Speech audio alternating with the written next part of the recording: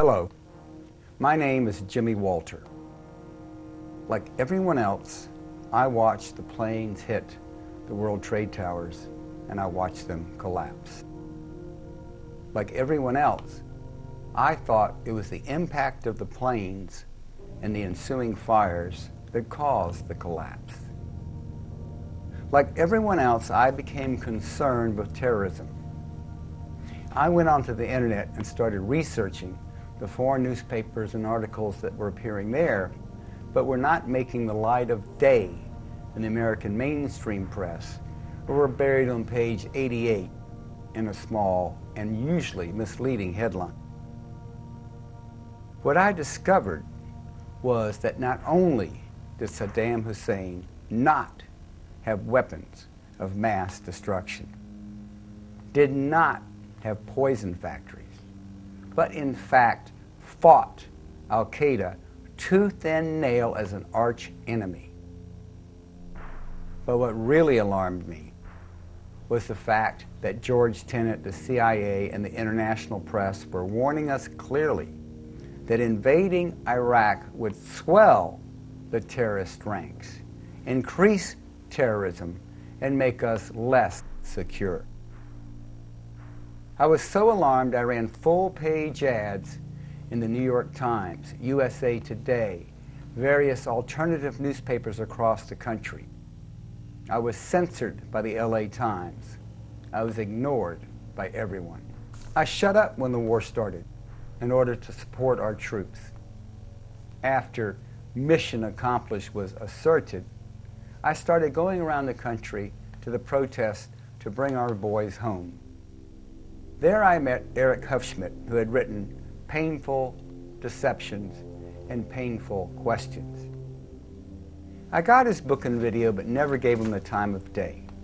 At worst, I thought 9/11 was a sin of omission, where the administration had let it happen in order to further their own nefarious world domination purposes. I did not believe that the World Trade Center was brought down with explosives. About 6 months later, a friend cajoled me into watching Eric's video. It was an epiphany. I knew after watching his video that towers had been brought down with explosives. When I saw heavy steel beams flying straight out, some of them actually going up and down, trailed by a smoke cloud of poisonous debris, I knew that it had to be explosives. Please watch the following video of the event I produced on September 11th of 2004 in New York City, which follows, and see, as they say in the Matrix, how deep this rabbit hole goes. I really do feel like I took the red pill. Brace yourself. You're in for a rude awakening.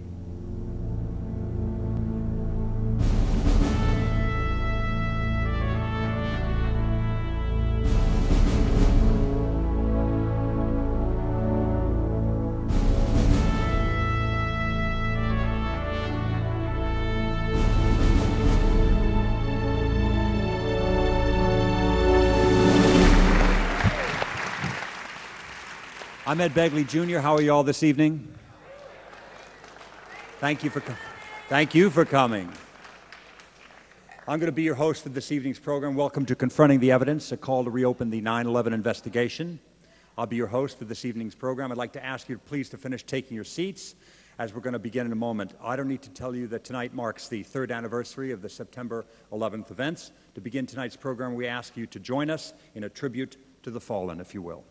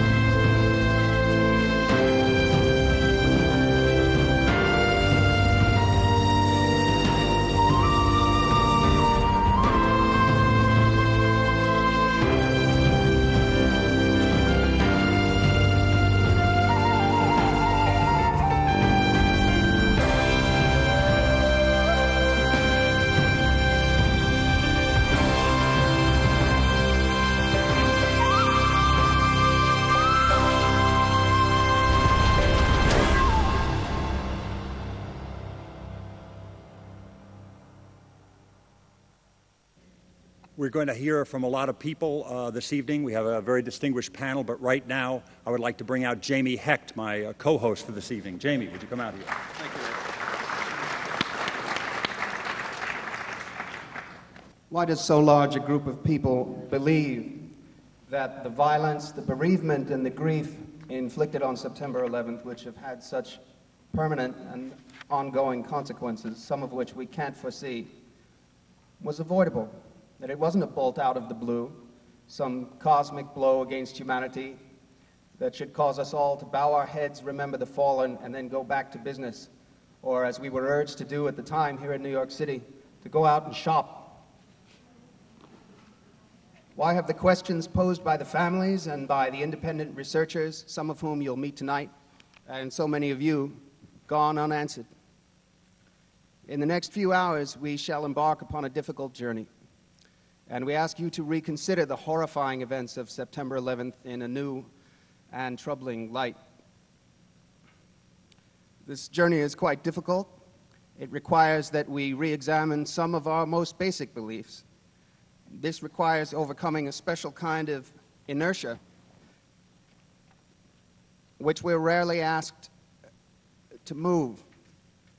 And yet, the rewards are a change from anxiety to awareness, from passivity and quietism to a more full participation in the most urgent issues of our time, diminishing unnecessary harm and bringing people closer together for a world of possible safety and creativity and understanding. If this is your first exposure to this material, you may feel very uncomfortable with that and challenged to confront your prior assumptions about September 11th. If you've already been exposed to these issues, you'll see that there are many things you want to look at. We have a large group of gifted researchers. Some of them have been questioning the official story of 9/11 from the very first day after the attacks. The questions these researchers have raised has been the subject of countless articles, discussions initiated by citizens in their homes. And there's been official silence by the commercial media about these events. But we've had a tremendous impact on what people have thought. Last month, a representative poll commissioned by Zogby found that about half of the city's residents do not believe that the attacks came by surprise. 41% of New York residents. Half. That's 49.3% of residents of New York City and 41% of New York State residents. And the question is, how could that view be so pervasive? Why have their questions been ignored? We believe we owe it to the victims and their surviving family members to conduct a searching and fearless examination of the events of 9/11 from a number of different angles and to pursue it wherever it leads. We know of no better way to honor the fallen than to marshal our forces, intellectual, emotional, and confront what repels us, dark implications of evidence which it's all too easy to put aside. We hope that as you draw your own conclusions, we can aim together at a more complete account of those events.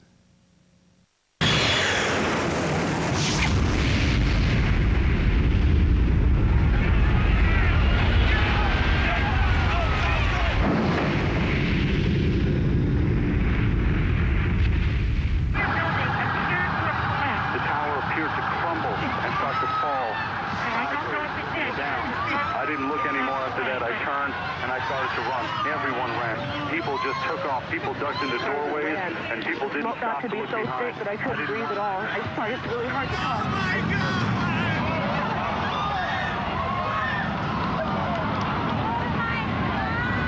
They're both down now. It's just a huge cloud of smoke. We have an airplane that crashed into the Pentagon.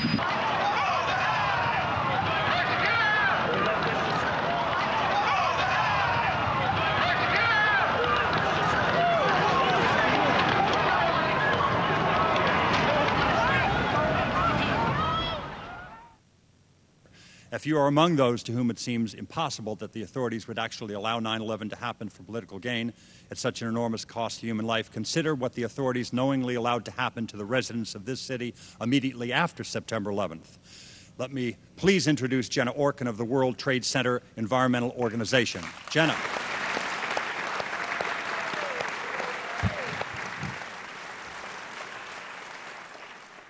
September 11th was a tragedy that has changed the course of history and the way we live.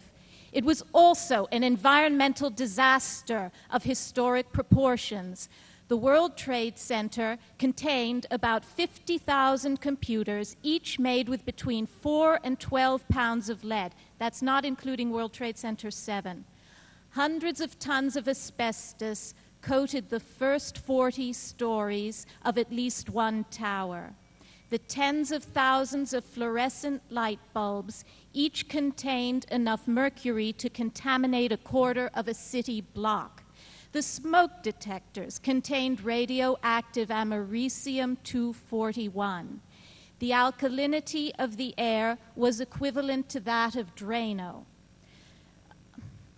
A month after the disaster, scientists from the University of California at Davis found levels of vanadium and very and ultrafine particles that were the highest they'd ever seen of 7,000 samples taken from around the world, including at the burning Kuwaiti oil fields. Dr. Marjorie Clark has testified that 9/11 was equivalent to dozens of asbestos factories, incinerators, and crematoria, as well as a volcano. Yet starting on September 13th, the EPA maintained the air is safe to breathe. A report by the EPA Inspector General in August of 2003 revealed that EPA's press releases, which initially warned the public about asbestos in the air, were edited to offer reassurances instead. The editing was performed by the White House Council on Environmental Quality in order to reopen Wall Street. That's in the report. As a result of the false good news, rescue workers were sometimes not allowed to wear respirators on the grounds that they might frighten the public. Insurance companies often refused to pay for cleanup, forcing residents to clean the tons of toxic debris in their apartments, as per the instructions from the New York City Department of Health. Use a wet mop or wet rag, and where the dust is really bad, wear long pants. We are beginning to see the consequences of this disastrous chain of events. Over half of the heroes who cleaned Ground Zero are already manifesting serious respiratory problems. Hundreds of firefighters can no longer work. And as a harbinger of what's in store for people, 14 rescue dogs have died. The Commission report deals with this issue in a footnote on page 555. They interviewed Sam Thernstrom, the White House coordinator who changed the press releases. He said his motive wasn't to reopen Wall Street, it was procedural. His story is corroborated by Christy Todd Whitman, who told the initial lies. When John Gotti is corroborated by Lucky Luciano, that may be good enough for the Commission. We should not rest there.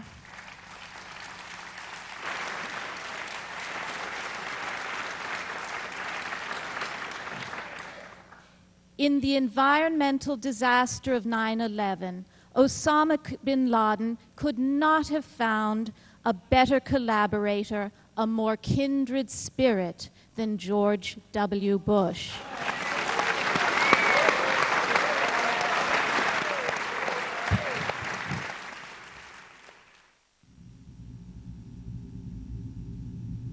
We can reassure the public that the air is safe to breathe, the water is safe to drink. EPA officials were lying to the public and to Congress about the health effects engendered by the 9/11 catastrophe. Because the EPA said the offices were safe and employers ordered their employees back into these buildings, and thousands of us are now permanently ill. I headlined at Radio City Music Hall with the Rockettes dancing behind me. I sang everywhere there was to sing a song, but I can't sing now, because every time I try to sing now, I choke. So in the middle of October, October 15, 2001, I came to work. 2 days later, I woke up at night, October 17, 2001, and my lungs were full and gurgling. The respiratory function was so low that it woke me up out of a sound sleep. And from that day on, I've been sick. In fact, the air was hazardous for many, many months, and all those tons of hazardous material were lodged in people's homes, in their offices, where in many cases they still are today. I think the major failure by the U.S. government after 9/11 was its failure to act as a government should be, and that is to inform and to protect. Of all the terrifying images, on September 11th, the collapsing Twin Towers were among the most horrific. A shocked nation saw the two largest structures in New York City skyline dramatically crumble before our eyes. Given the vast scale and unprecedented nature of the horrifying spectacle, and lacking any information to the contrary, viewers could only assume that the fiery crashes of Flight 11 and 175 were the sole causes of the tower's subsequent collapses. Building number 7 at the World Trade Center was a 47-story building with a steel frame. No airplane crashed into it, nor did the towers fall onto it. However, this building disintegrated on September 11th. This satellite image shows the World Trade Center about a year before the attack. Building 7 is the tall building at the top. Building number 1 is the North Tower. You can distinguish it from the South Tower by its antenna. Buildings 4, 5, and 6 were office buildings. Building 3 was a hotel. The attack on September 11th destroyed all 7 of these buildings, and it damaged surrounding buildings as well. Here is a view from an airplane of the rubble of Building 7. The pile is very small. How did a 47-story steel building crumble into such a tiny pile of rubble? The Bush administration wants us to believe that fire caused it to disintegrate. Fires started in Building 7 at around 9 o'clock in the morning, a few moments after the plane crashed into the South Tower. These fires burned slowly all day. This photo shows the fires at 3 p.m. The fires are not easy to see because they are small, and the air is full of dust and smoke. Nearby buildings and reflections make it difficult to figure out where Building 7 is, so I'll fade out the other buildings for a moment so that you can see Building 7 more clearly. There are flames coming from only a few of the thousands of windows of this large building. Most floors do not have fires, and those that do are burning in a few small areas only. Compared to other office fires, these are small. Why didn't the sprinkler system extinguish them? This photograph shows the rear of Building 7. This side of the building doesn't have many fires either. There are no fires anywhere along the base of the building. Incidentally, in the background of this photograph are buildings number 5 on the left and 6 on the right. Both of those buildings have very serious fires burning inside. The government has never bothered to explain how Building 5 ended up with such serious fires. Despite the fact that the fires in Building 7 were so small that the sprinkler system should have extinguished them, at about 5:30 in the evening, the building suddenly imploded and crumbled into a pile of rubble. How did a few small fires cause Building 7 to collapse? According to Bill Manning, editor-in-chief of Fire Engineering, a magazine for fire departments, fire has never destroyed a steel building.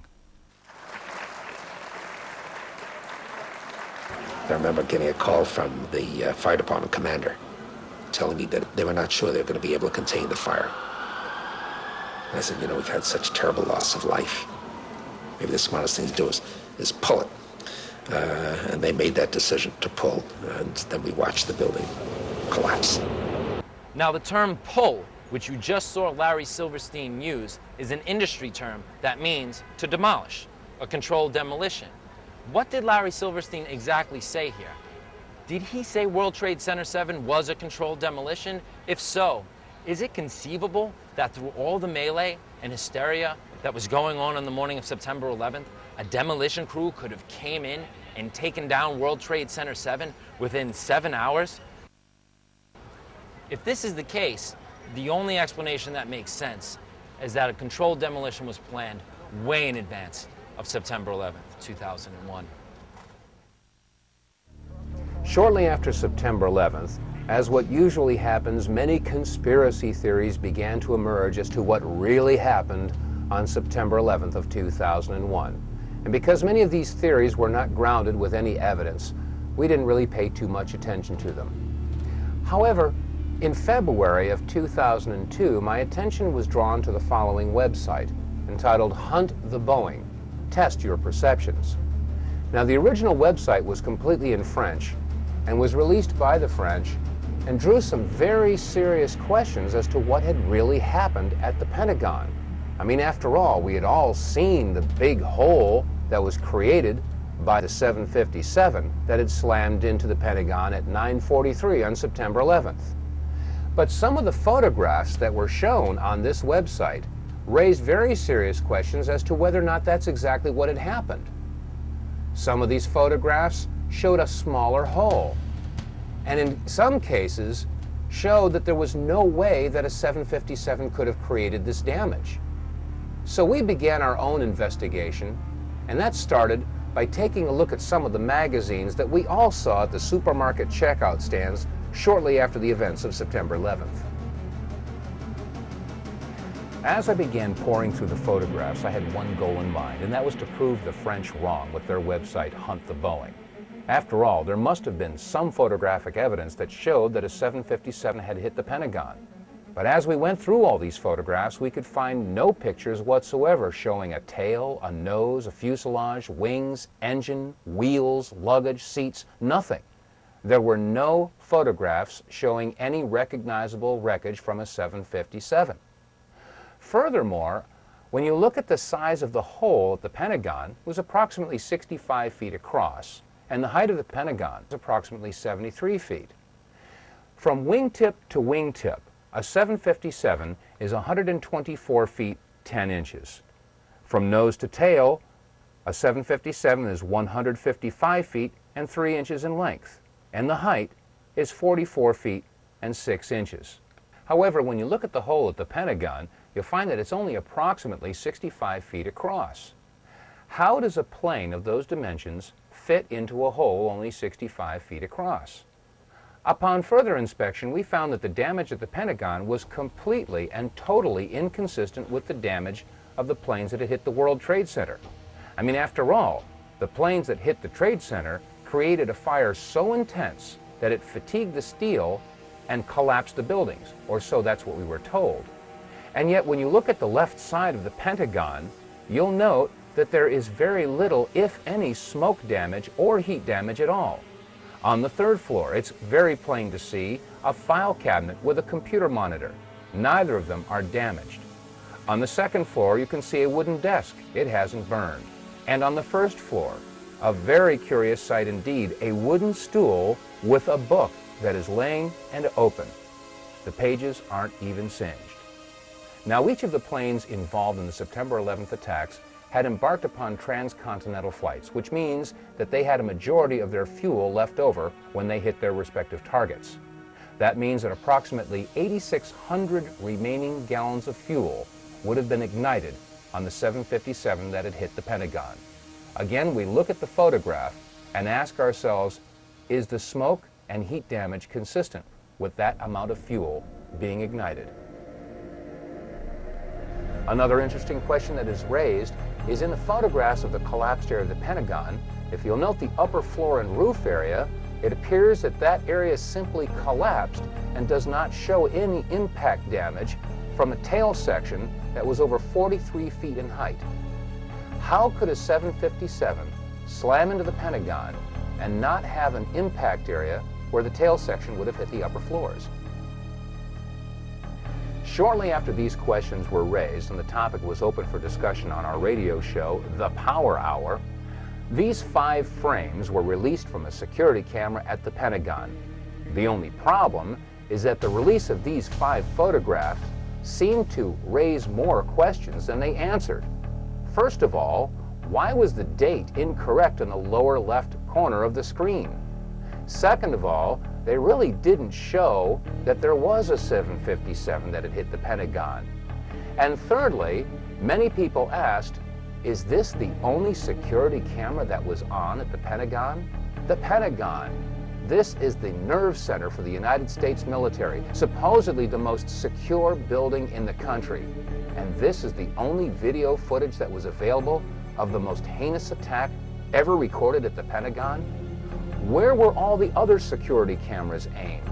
What about the security cameras that were on in the hallways at the Pentagon? Every inch of the Pentagon is under video surveillance. Where are those video cameras? We also had a report about a gas station whose video camera was pointed in the exact direction where the 757 would have hit the Pentagon. Shortly after the event, it was reported that federal officials showed up at that gas station and confiscated that footage.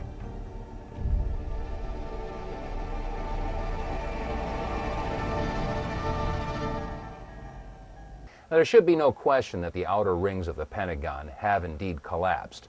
We've seen pictures from one angle, from another angle, and America has seen these pictures. We all assumed that that was the damage that was caused by the 757 hitting the Pentagon. But shortly after the release of the article From Deception to Revelation, we were sent some photographs that were taken apparently right after the event and before the outer walls had collapsed. When examining these photographs, we can clearly see that the area in question had not yet collapsed. In fact, there is very little evidence of a hole big enough to accommodate a 757. The hole that we do see is approximately 14 to 16 feet across.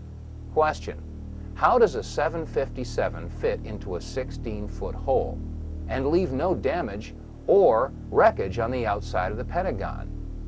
These are questions that deserve serious scrutiny.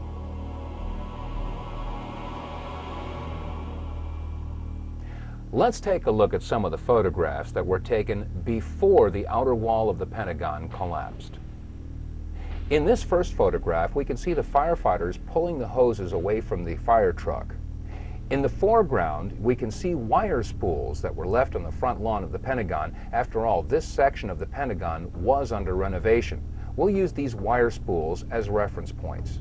Also, to the right of those wire spools and on the face of the Pentagon, we can see that some concrete facing has broken away. We'll also use this as a reference point as we examine these photographs. Now, to the left of that area where the facing has broken off, we can clearly see that the Pentagon has not yet collapsed. There are some flaming areas, and that area appears to be the only section where there is a hole approximately 14 to 16 feet. Question: how does a 757 fit into a 16-foot hole and leave no wreckage on the front of the building? We can also see that the roof of the building does show fatigue, but has not yet collapsed. In this photograph, an astonished onlooker sees exactly what we're seeing. The Pentagon had not yet collapsed. And again, there is no sign of any wreckage whatsoever. No tail, no fuselage, no wings, no wheels, no engines, no seats, no luggage, nothing on the outside of the Pentagon. Pentagon roofline is clearly visible, and again, it is under fatigue, but it had not yet collapsed. As we examine this next photograph, let's take a good close look at the lower left corner. You'll see engine 331 from the Metropolitan Washington Airport Authority, and we contacted the fire chief from this engine company. Chief Plower agreed to come on our radio show along with two of his firefighters, but 1 hour before airtime, they canceled. We were told that the two firefighters had been placed on indefinite leave. When we look at this photograph, we can see that the fire retardant foam is being sprayed on the front of the Pentagon, and again, the area in question had not yet collapsed. And you can see, right in the center of the photograph, a big area where some of the concrete facing has broken away, and it appears that this is the only major hole in the front of the Pentagon. Again, is this hole big enough to accommodate a 757? And where is the wreckage? In this photograph, we again see engine 331 and fire retardant foam being sprayed on the front of the Pentagon. Note clearly, in the center of the photograph, we see the upper floors of the Pentagon, again, yet to collapse. But also notice that there does not appear to be any damage to these upper floors. Question: if the height of the Boeing 757 was 44 feet 6 inches, there should have been some point of impact in these upper floors, and yet when we look at these pictures, there doesn't appear to be any impact whatsoever in the area where the tail should have hit. And again, there is no wreckage visible on the front of the lawn. About 2 miles from the Pentagon, you can see the smoke billowing up from the building as the symbol of the United States Defense Establishment goes up in smoke. So there is an amazement all over Washington. We're also told that the bodies were able to be identified either by their fingerprints or by the DNA. So what kind of fire can vaporize aluminum and tempered steel and yet leave human bodies intact? On April 15th of 2004, we received a news release that alerted us to a website that was entitled www.letsroll911.org. Phil Jahan, the webmaster for this website, had taken the video clips that you've just seen and slowed them down and examined them frame by frame, and what he found was astounding. There are several different anomalies that need to be examined and questioned. First of all, what is attached to the bottom of the plane that hit the South Tower? And second of all, what is that brief flash that occurs just as the plane makes impact? Now let's take a look at this in slow motion. As the plane approaches the South Tower, notice carefully the belly of the plane. There appears to be something attached, and just as it hits the building, there's a flash. Let's take another look in super slow motion.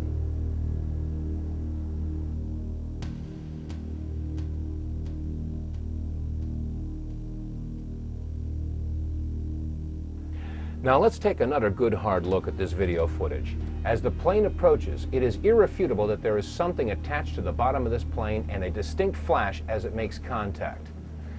Now there are some that would say that this is a trick of light, a reflection. Well, let's keep in mind that if you hold a mirror in your hand and reflect the sun's rays, that reflection only goes where you aim that reflection. So a reflection should only be seen from one particular angle. Let's take a look at this event from another angle. And now let's take a look at it again from a third angle. And now let's take a look at it one more time from a fourth angle.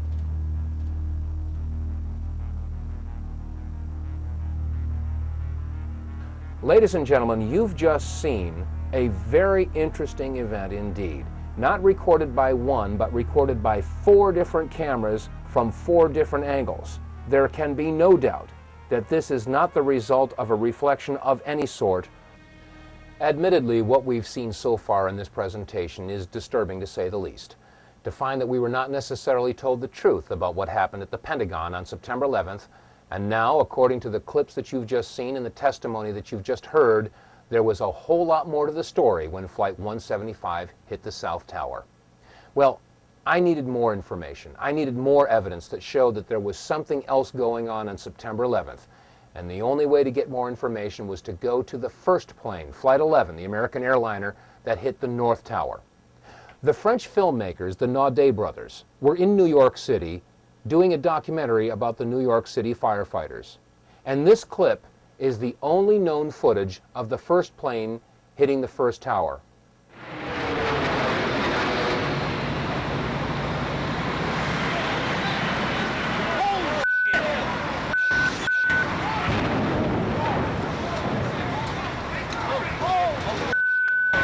Let's take another look at this video clip, this time in slow motion. You'll notice that as the plane approaches the tower, first of all, we're too far away to get a clear shot in any detail of the plane. So therefore, it's hard to make out whether or not there was anything attached to the bottom of this plane, as was the case with Flight 175. However, there is another similarity. Just as the plane makes impact, there is a flash. Let's look at it again, and keep in mind that as we watch this plane make impact, this flash occurs just before the plane crashes into the North Tower. This time, as we watch this clip, note the shadow rising from the lower right of the Trade Center tower, and keep in mind that the shadow won't reach the impact point before the plane and vice versa. This is very important because the flash occurs before the shadow and the plane meet. This time, let's look at this clip in reverse.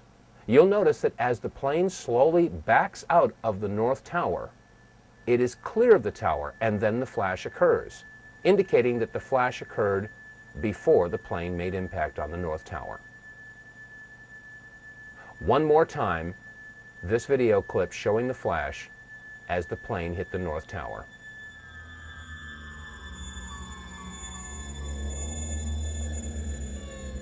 Let's take another look at the clips that we showed you and the testimony that was given to the plane hitting the tower.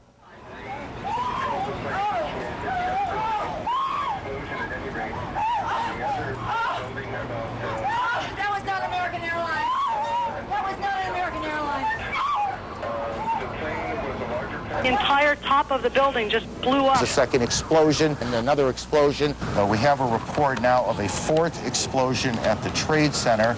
There has just been a huge explosion. It almost looks like one of those implosions of buildings that you see. We heard a very loud blast, an explosion. Not clear now is why this explosion took place. Do you know if it was an explosion or if it was a building collapse? To me, it sounded like an explosion. But it was a huge explosion. I saw the two buildings. I'm thinking it was a bomb because two of them. This is actually, we believe, debris from one of the planes that hit one of the towers on the World Trade Center. The FBI is here, as you can see. They had roped this area off. They were taking photographs and securing this area just prior to that huge explosion that we all heard and felt. We made it at least 2 blocks, and we started running, floor by floor, instead of popping out. It was if they had detonated. Yeah, as if they were planned to take down a building. Boom, boom, boom, boom, boom, boom, boom, boom. All the way down. Big round of applause for Mr. Jeff King. Can I still be wearing this?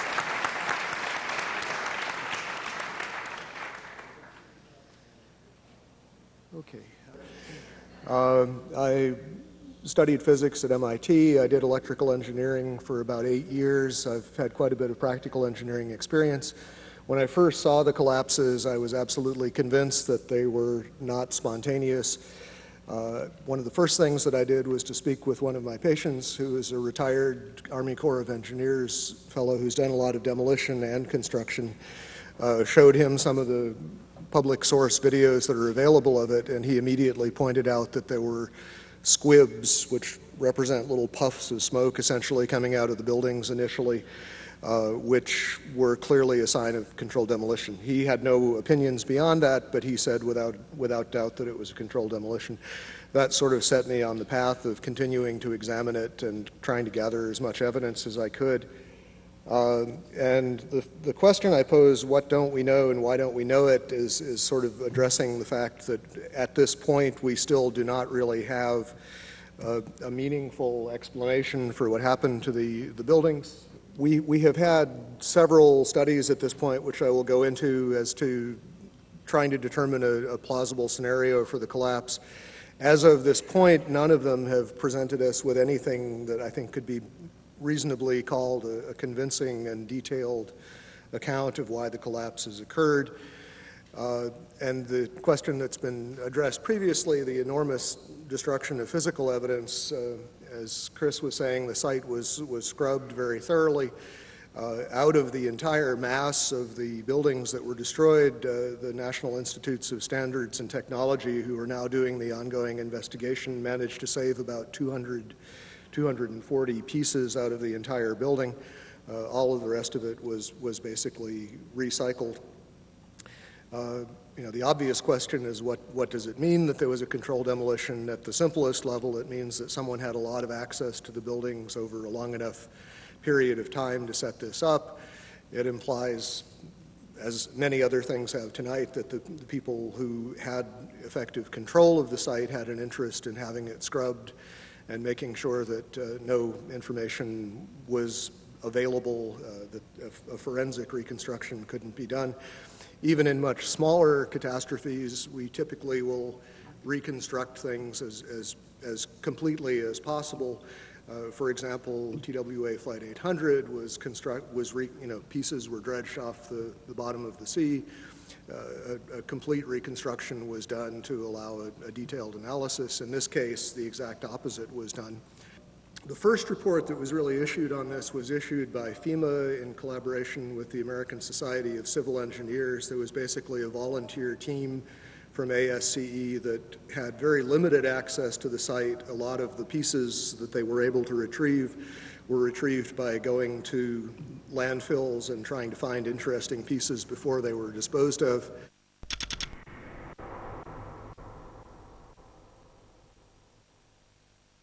The initial FEMA report basically acknowledged that the kerosene would have burned off very quickly.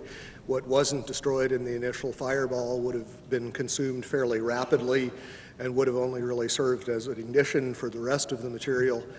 And the second point being that the fuel here really was strictly office contents. If you think of a modern office with copying machines, computers, and as has been previously mentioned, the smoke, particularly from Building 2, just before it collapsed, was very black looking. This is generally an indication of an inefficient fire in which there's not enough oxygen for the amount of fuel. These types of fires typically burn very cool. They are not hot flames like blowtorches. The cores themselves, basically, if you've seen diagrams of the building, there's a large central rectangle in each of the towers that contained 47 columns. And these columns basically were the primary structural support of the building. They were given the role of supporting the whole gravitational load of the building. Since they were so strong, it would have been reasonable to think that they would have withstood, at least to some extent, the collapse. But in fact, as we see after the buildings collapsed, there was basically only little stubs of these things standing up a floor or two above the ground level. The cores did not have much in them that would burn. The cores basically were dedicated to things like elevator shafts, utility shafts, stairways. So you have drywall material, you have a little bit of carpeting, you don't really have any inflammable material in the core itself. The core was specifically designed so it could not function as a chimney. They did not want, in the case of a fire, for the fire to be able to travel through the elevators or for air to come in through the elevators. So they were designed with what this architect, Aaron Swirsky, I believe it was, referred to as a hermetically sealed system. There were fire shutters that were designed to close off the core in the event of an event like this. And those, as far as we know, functioned properly, which means that there was a very limited amount of oxygen available. Okay, as far as the issue of what failed and how, some of the initial suggestions, and these showed up in the NOVA documentary, which is a good example of what I like to call proof by computer animation. Thomas Egar, who was a material scientist but not a structural engineer, who became a spokesman for these documentaries, indicated that the floors had somehow failed, that the trusses supporting the floors had failed. This was the theory that was put forward actually in the initial FEMA report. Subsequently, there have been basically complete contradictions of that. Jim Hoffman has done quite a bit of research which is available on the web concerning the problems with this idea that the floors would have simply fallen. There was a study done by Weidlinger Associates. The chief engineer there was Mathis Levy, who's a very well-known authority on building collapses. He specifically disavowed the idea of pancaking or collapsing of the floors. And the most recent official report we have on this, which is from National Institutes of Standards and Technology, NIST, rejected the idea that floor collapse was part of it. And so as a result, we have basically no sequential model at this point. What NIST has suggested is that there was some kind of simultaneous collapse of the cores, but they have not attempted to give any kind of modeling as to whether those cores could have in fact been destroyed by the fires in the way that they claim. Unfortunately, the material that would have allowed a detailed fire analysis, the actual physical evidence, is all gone. One of the most significant things to my thinking that indicates that this could not have been the sort of collapse that we are told it was is the presence of the dust clouds. And as you've seen in the pictures, and I'm sure all of us have seen probably more than we would like, there were very, very large clouds of very thick dust that enveloped the area, that crossed the river, that made it almost all the way to New Jersey from the pictures that I've seen. This type of flow is something that we are familiar with in physics. It occurs in only two situations that we know of naturally. One is in volcanic eruptions where a large amount of material is suddenly exploded into the air and basically forms small particles. The other situation is something called turbidity currents. These occur along the edges of the continental shelves where mud or sediment will slump, become suspended in water. And the common thread is that you have large amounts of a dense material that is suspended very quickly in a fluid, thereby creating another denser fluid, which is in effect the dust cloud. And that fluid can achieve considerable velocities. The problem with creating this sort of slurry of fine particles is that there really is no mechanism that has been proposed. We have concrete floors with carpeting or flooring over them. We have furniture. We have floors basically that are coming together in a collapse, but the concrete is basically protected under these layers. Early in the collapse, in the very first moments, we see these thick clouds being ejected at very high speed. They're clearly dense because they flow downward and become part of this large overall pyroclastic flow. What we're basically being told is that the concrete sort of jumped up into midair, exploded itself, and then was ejected as the floors came together. Not a very plausible mechanism, but I have yet to hear of anything else proposed to explain it. From quite a few people on the scene, we've been told that the powder it represented most of the concrete, that the amount of intact macroscopic chunks of concrete on the scene were negligible, that basically everything was reduced to powder. And incidentally, we also know that other things besides concrete were reduced to powder. We know that contents of computers, exotic metals from computer chips, these sorts of things were also identified in the dust and in very small particles, generally on the order of less than 100 microns in diameter. So we have a real issue of mechanism as far as what in the process of this collapse could cause so many things to be pulverized so finely. For the towers to collapse the way we saw them collapse basically implies that the columns simply collapsed into themselves. They telescoped straight down. Steel keeps a lot of its structural integrity, even when heated, until you begin to approach the melting point. You don't really see a catastrophic loss of strength, and this is what we're talking about. We're talking about basically vertical box columns collapsing into themselves, which implies a complete loss of mechanical strength. And as far as the initial impacts, this recent NIST study made an interesting point about World Trade Centers 2. The film analysis showed that it oscillated for about 4 minutes after it was struck by the airplane, and the oscillation rate was identical to what would be expected for the intact tower. Trade Center towers in most modern buildings are heavily redundant in the sense that the load bearing can be shifted to other members if some of them fail, and we saw that happen in this case. Stresses do redistribute, but absent further weakening of the structural members, that distribution is limited. It happens, the structure restabilizes, and unless there's significant further damage, it doesn't progress to a total collapse. World Trade 1 began collapsing from the very top after an hour and 40 minutes. It's very hard to imagine office contents progressively heating up hotter and hotter over that period of time. And for a building to collapse from the very top, which is the least heavily loaded, is also very odd, to say the least. Just a couple of other anomalies. As we know, there were reports of explosions. There were reports of underground explosions in both of the towers at the time of the impact from a building engineer by the name of Philip Morelli. There are interviews with him on the web.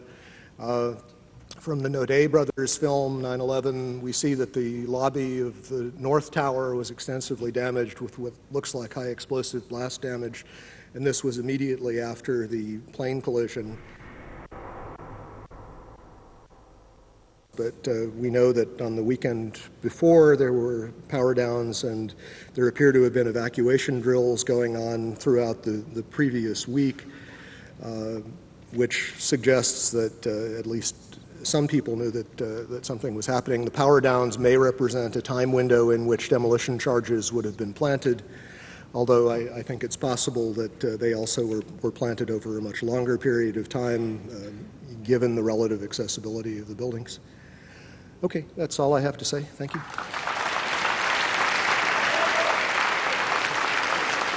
Thank you, Jeff King. Thank you very, very much. A common explanation as to why no U.S. military interceptors took to the skies on September 11th until it was too late is that it was simple incompetence. Well, let me deal with the incompetence theory. First, by taking you back to October 26, 1999. That is the day the chartered Learjet carrying golfer Payne Stewart crashes, killing all on board. This from the National Transportation Safety Board crash report. 9:19 a.m., the flight departs. 9:24, the Learjet's pilot responds to an instruction from air traffic control. 9:33, the controller radios another instruction. No response from the pilot. For 4.5 minutes, the controller tries to establish contact. Having failed, the controller calls in the military. Note that he did not seek, nor did he require, the approval of the President of the United States, or indeed anyone. It's standard procedure, followed routinely, to call in the Air Force when radio contact with a commercial passenger jet is lost, or the plane departs from its flight path, or anything along those lines occurs. 9:54, 16 minutes later, the F-16 reaches the Learjet at 46,000 feet and conducts a visual inspection. Total elapsed time, 21 minutes. So what does this prove? Well, it proves that standing routines exist for dealing with all such emergencies, for instance, loss of radio contact. All personnel in the air and on the ground are trained to follow the routines, which have been fine-tuned over decades, as the Learjet incident illustrates. For large scheduled aircraft tracked throughout on radar, to depart extravagantly from their flight paths would trigger numerous calls to the military, especially after two have hit the World Trade Center and now one is speeding toward Washington, D.C. It flies over the White House, turns sharply, and heads toward the Pentagon. Everyone, and I mean everyone, now knows these planes are very bad news. It's been reported on all TV networks for more than half an hour that this is a terrorist attack. Now, Andrews Air Force Base is a huge installation. It's home to Air Force One, the President's plane. It's home base for 2 combat-ready squadrons of jet interceptors, mandated to ensure the safety of the U.S. Capitol. Andrews is only 12 miles from the White House. On September 11th, the squadrons there are the 121st Fighter Squadron of the 113th Fighter Wing, equipped with F-16s, and the 321st Marine Fighter Attack Squadron of the 49th Marine Air Group Detachment A, equipped with FA-18s. This information was on the website of the base on September 11th. On September 12th, Andrews chose to update its website. I find it odd that after the update, there's no mention of the F-16 and F-18 fighters. The base becomes, according to the website, home to a transport squadron only. Yet at 6:30 the evening of September 11th, NBC Nightly News, along with many outlets, reported it was after the attack on the Pentagon that the Air Force then decided to scramble F-16s out of the D.C. National Guard Andrews Air Force Base to fly a protective cover over Washington, D.C. Throughout, the northeastern United States are many air bases. But that morning, no interceptors respond in a timely fashion to the highest alert situation. This includes the Andrews squadrons, which have the longest lead time and are 12 miles from the White House. Whatever the explanation for the huge failure, there have been no reports to my knowledge of reprimands. This further weakens the incompetence theory. Incompetence usually earns reprimands. This causes me to ask, and other media need to ask, if there were stand-down orders. The events of 9/11 begin with aircraft going wildly off course. Incredibly, despite radar tracking for almost 2 hours, the whole of the mighty U.S. Air Force goes AWOL that morning. It's a mind-bending anomaly. Not a single U.S. Air Force interceptor turns a wheel until it's too late. There are no jets at all. It's a matter of historical record. That could happen only two ways. Either it was staggering multiple simultaneous coincidental incompetence at all levels in many agencies defying known laws of averages, a 54 million to 1 chance, which is the 9/11 Commission official story. There's another explanation. The U.S. Air Force is neutralized by design. The evidence indicates this is about a 1-to-1 chance. Michael Rupert, a former Los Angeles Police Department detective, was the first major 9/11 skeptic and researcher in the world and remains one of the foremost. He was one of 40 experts on 9/11 who testified at the 6-day International Citizens Inquiry into 9/11, held in Toronto in May of 2004. I helped organize that event. At the inquiry, Michael Rupert addresses the absence of jet interceptors, but the unlikelihood of a simple stand-down order, and asks, what if they were so confused and had been so deliberately confused that they couldn't respond? Michael Rupert is standing by at his office in Sherman Oaks, California. Michael, thanks for this. What is the reason for the failure of U.S. military jets to show up in a timely fashion on 9/11? Well, the simple fact is, Barry, that they didn't know where to go. The reason that they didn't know where to go was because a number of conflicting and overlapping war game exercises were taking place, one of which, Northern Vigilance, had pulled a significant number of North American fighter aircraft into Canada and Western Alaska and Northern Alaska in a mock Cold War hijack exercise. There was another drill, Vigilant Guardian, which was a hijack exercise, a command post exercise, but it involved the insertion of false radar blips onto radar screens in the Northeast Air Defense Sector. In addition, we have a confirmation, thanks to General Richard Myers, who was acting chairman of the Joint Chiefs, who told Richard Clark, as reported in Clark's book, that there was another exercise, Vigilant Warrior, which was, in fact, according to a NORAD source, a live-fly hijack drill being conducted at the same time. With only 8 available fighter aircraft, and they have to be dispatched in pairs, they were dealing with as many as 22 possible hijacks on the day of 9/11, and they couldn't separate the war game exercises from the actual hijacks. But this was done deliberately, though. Apparently so, and I will be saying that in my forthcoming book, Crossing the Rubicon, 9/11 and the Decline of American Empire at the End of the Age of Oil.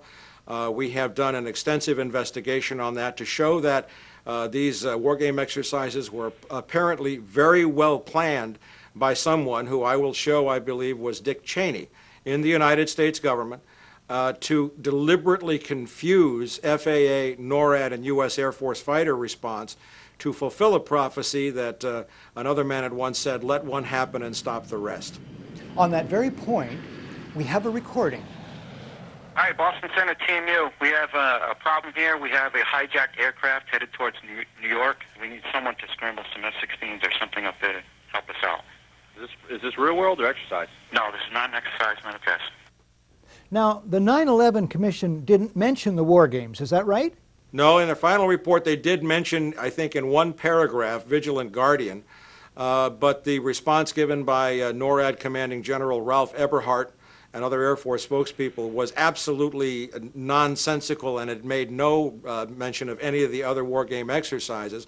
Eberhardt's position was, in fact, which is a very ludicrous position, that the Vigilant Guardian exercise, leaving aside the others, actually helped speed response on 9/11, and that is absolutely not the case.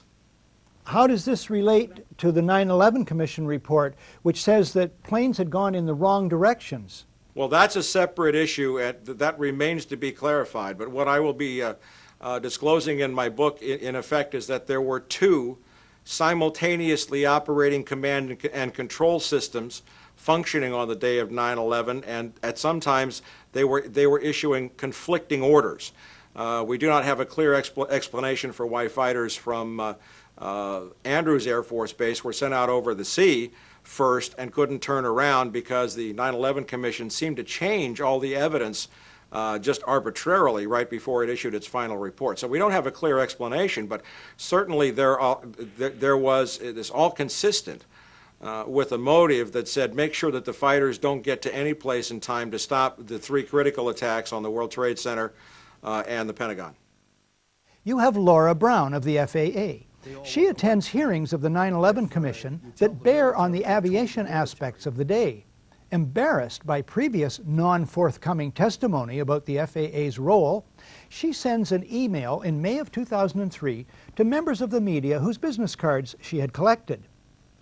Within minutes after the first aircraft hit the World Trade Center, she states in her email, the FAA immediately established several phone bridges that included FAA field facilities, the FAA Command Center, FAA Headquarters, DOD, the Secret Service, and other government agencies.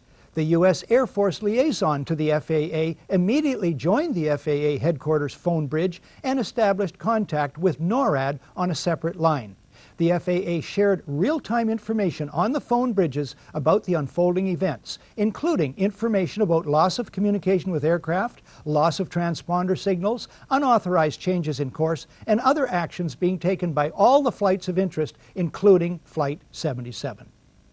The Commission imagines, page 35, that at 8:46, when Flight 11 hits the North Tower of the World Trade Center, neither the President or anyone, quote, in the White House or traveling with the President knew that Flight 11 had been hijacked at 8:14 that morning. Wrong. The Commission imagines, page 39, that as late as 9:30, quote, no one in the President's traveling party had any information that other aircraft were hijacked or missing. Wrong. The Commission imagines it can get away with such claims, even though millions of people saw TV news reports about the hijackings on CNN beginning at 8:48. Unlike the Northwoods plan, the FBI actually carried out the attack on the World Trade Center in 1993. They actually hired a retired 43-year-old former Egyptian army officer, Ahmad Salam, and paid him $1 million and gave him real explosives, a detonator, and told him to build a bomb and to give it to the foolish people that he was controlling to allow them to attack the World Trade Center complex. There was only one problem with their plan. Mr. Salam was not as ruthless and sociopathic as the FBI and their globalist controllers. He began to get very concerned right before and, of course, after the attack, saying, why are you giving me real explosives if this is just a sting operation? When they told him to go ahead and let the attack go forward, he secretly recorded the head of the FBI in New York ordering him to let the bombing take place. It's very important to understand that all the evidence you just saw is documented, 110%. It is part of the public record. The FBI admits it, but the media wrote a few stories about it. There were a couple of nightly newscasts. It was never heard of again. In July 2001, Ken Williams of the Phoenix FBI office wrote a now famous memo to headquarters suggesting a nationwide program to keep tabs on suspicious flight school students. But the suggestion was suppressed before 9/11 by the FBI's Radical Fundamentalism Unit, where Michael Maltby, Marion Bowman, and unit head David Frasca all had access to it. Shortly afterward, in August of 2001, the Minneapolis FBI field office questioned recently arrested Zacarias Moussaoui, later alleged to be the 20th hijacker. As the investigation intensified in the weeks before 9/11, one Minneapolis agent claimed he was worried Moussaoui might try to fly a hijacked airliner into the World Trade Center. But the Minneapolis investigation was so vigorously blocked that agents joked Osama bin Laden must have a mole at FBI headquarters. Once again, it was Michael Maltby, Marion Bowman, and David Frasca who played a role in the obstruction. All three had knowledge of the Phoenix memo at the time, yet none of them told anyone in the Minneapolis office about it prior to 9/11.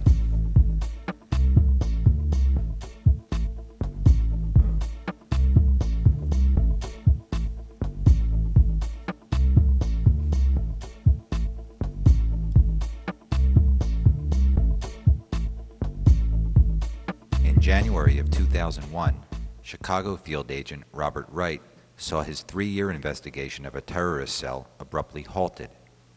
3 months later, he wrote a stinging memo charging that the FBI was not interested in thwarting a terrorist attack, but instead, quote, was merely gathering intelligence so they would know who to arrest when a terrorist attack occurred, unquote.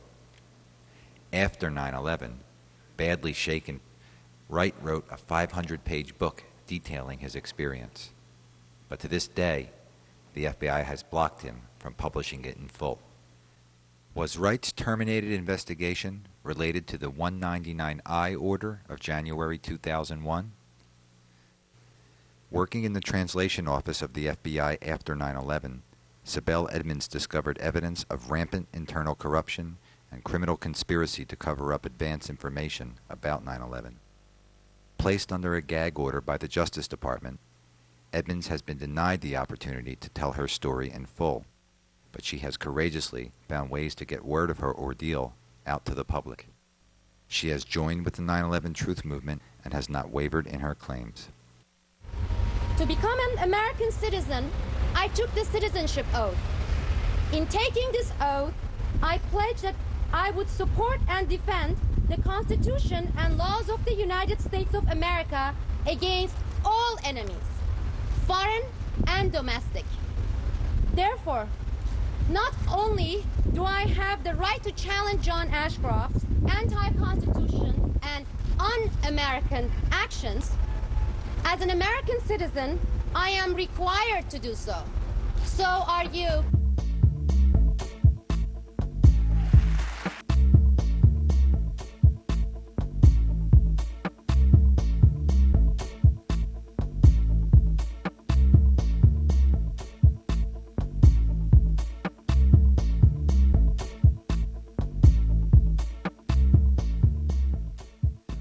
The 9/11 Commission report fails to mention anything at all about Robert Wright.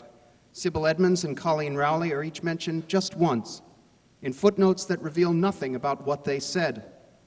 Also unmentioned in the report are David Frasca, Marion Bowman, and Michael Maltby, the officials who should rightly have to answer why these investigations were apparently blocked.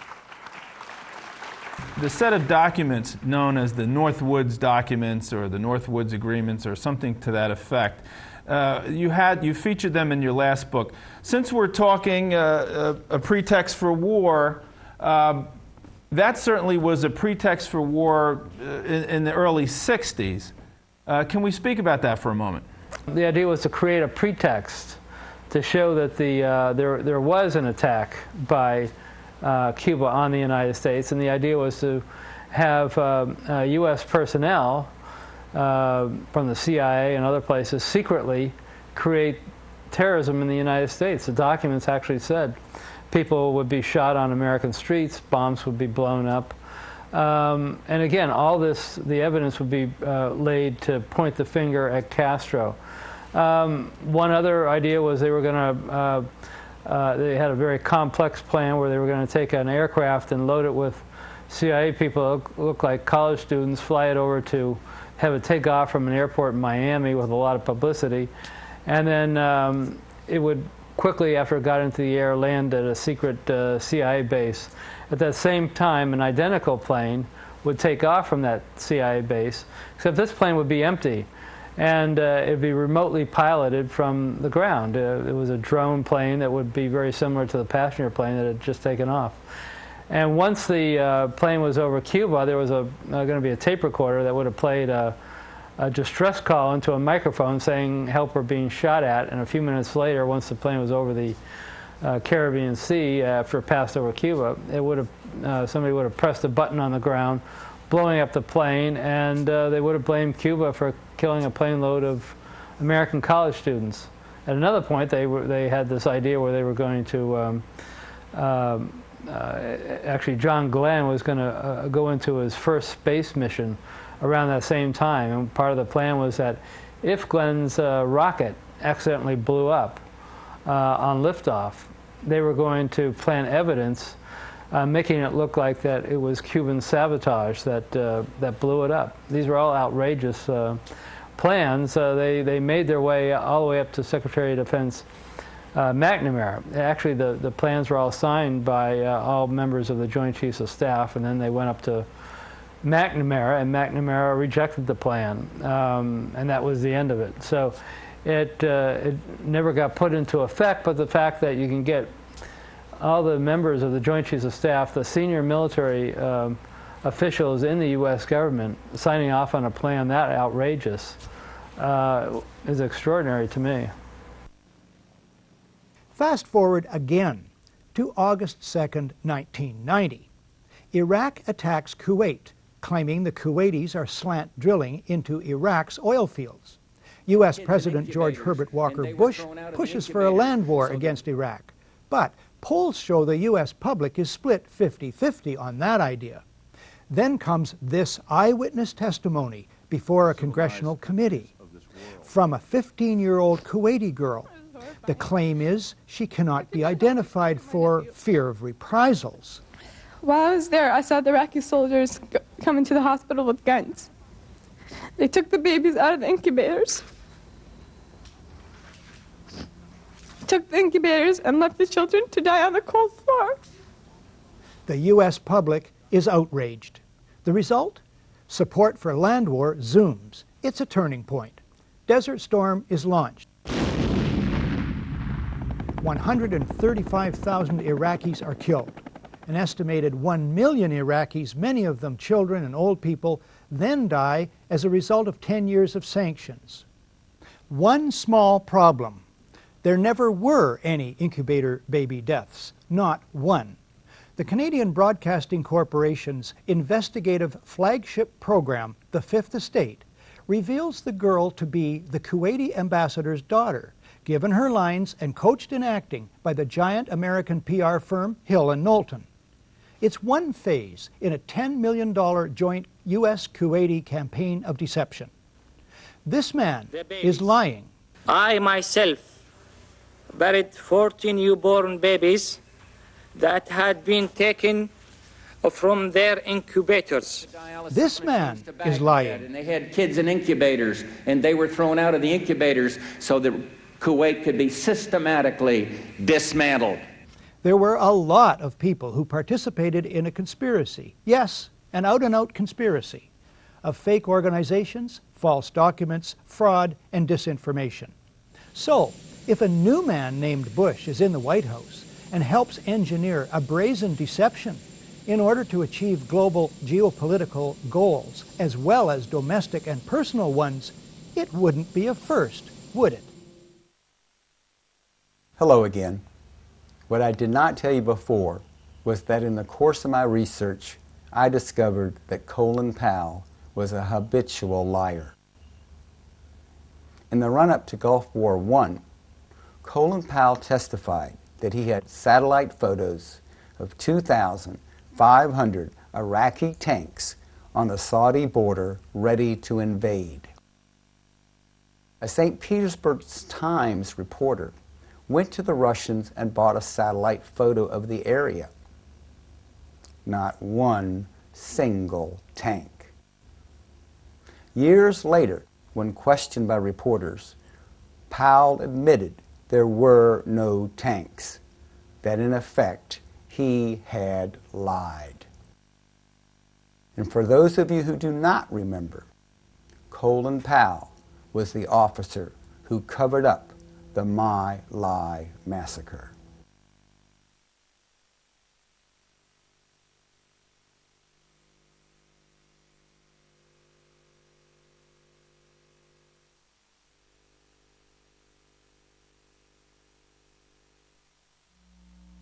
repeat after me.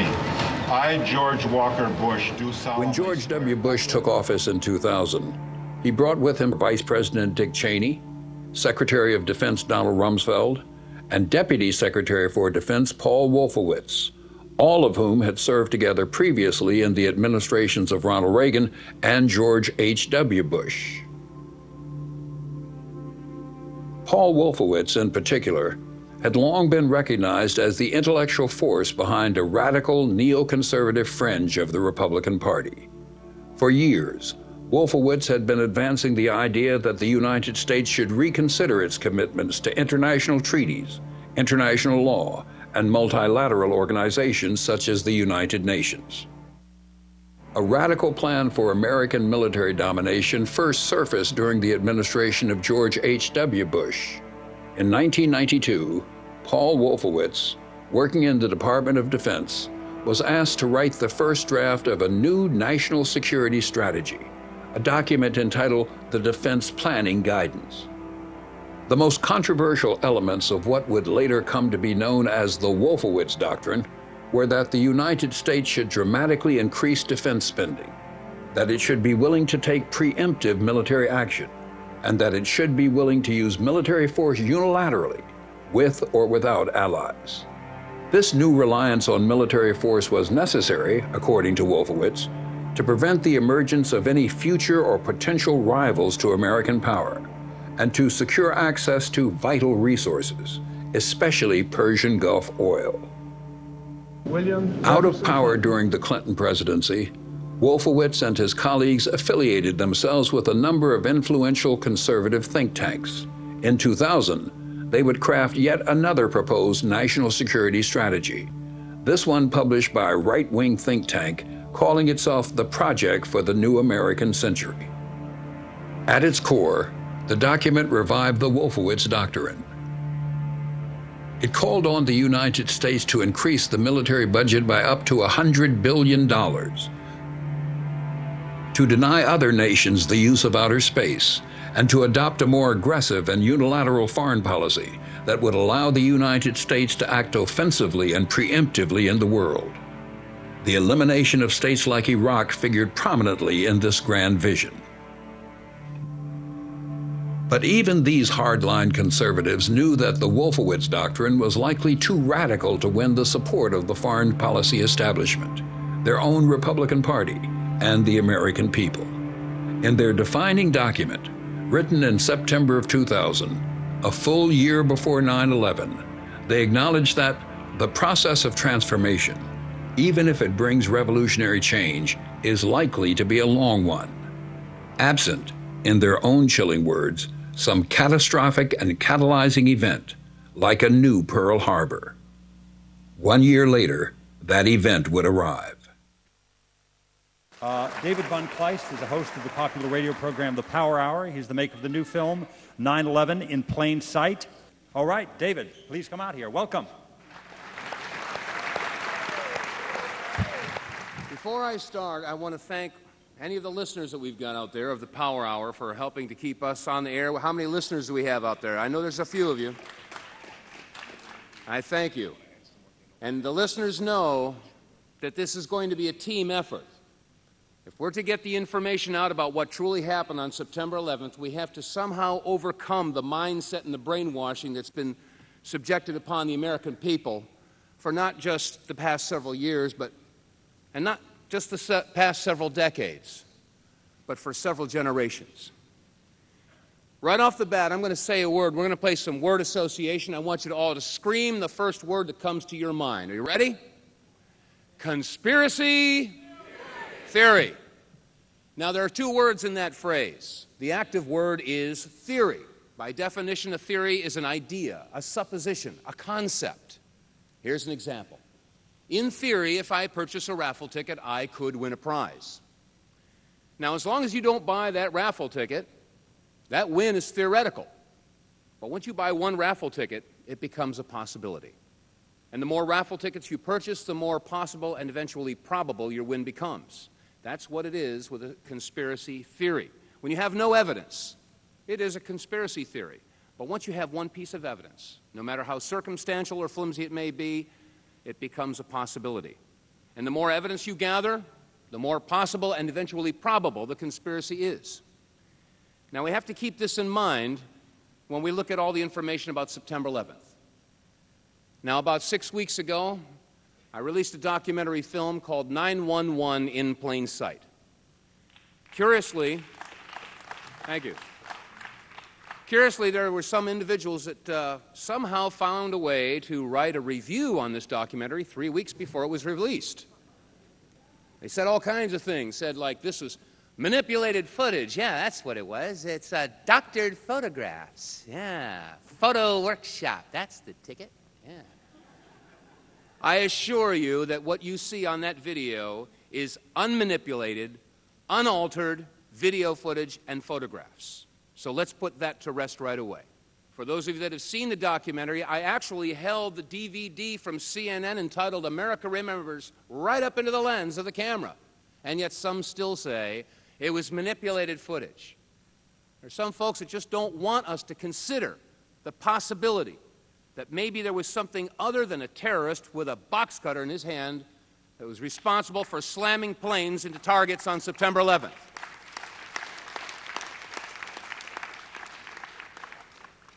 Now, you've seen some of the clips here about the Pentagon.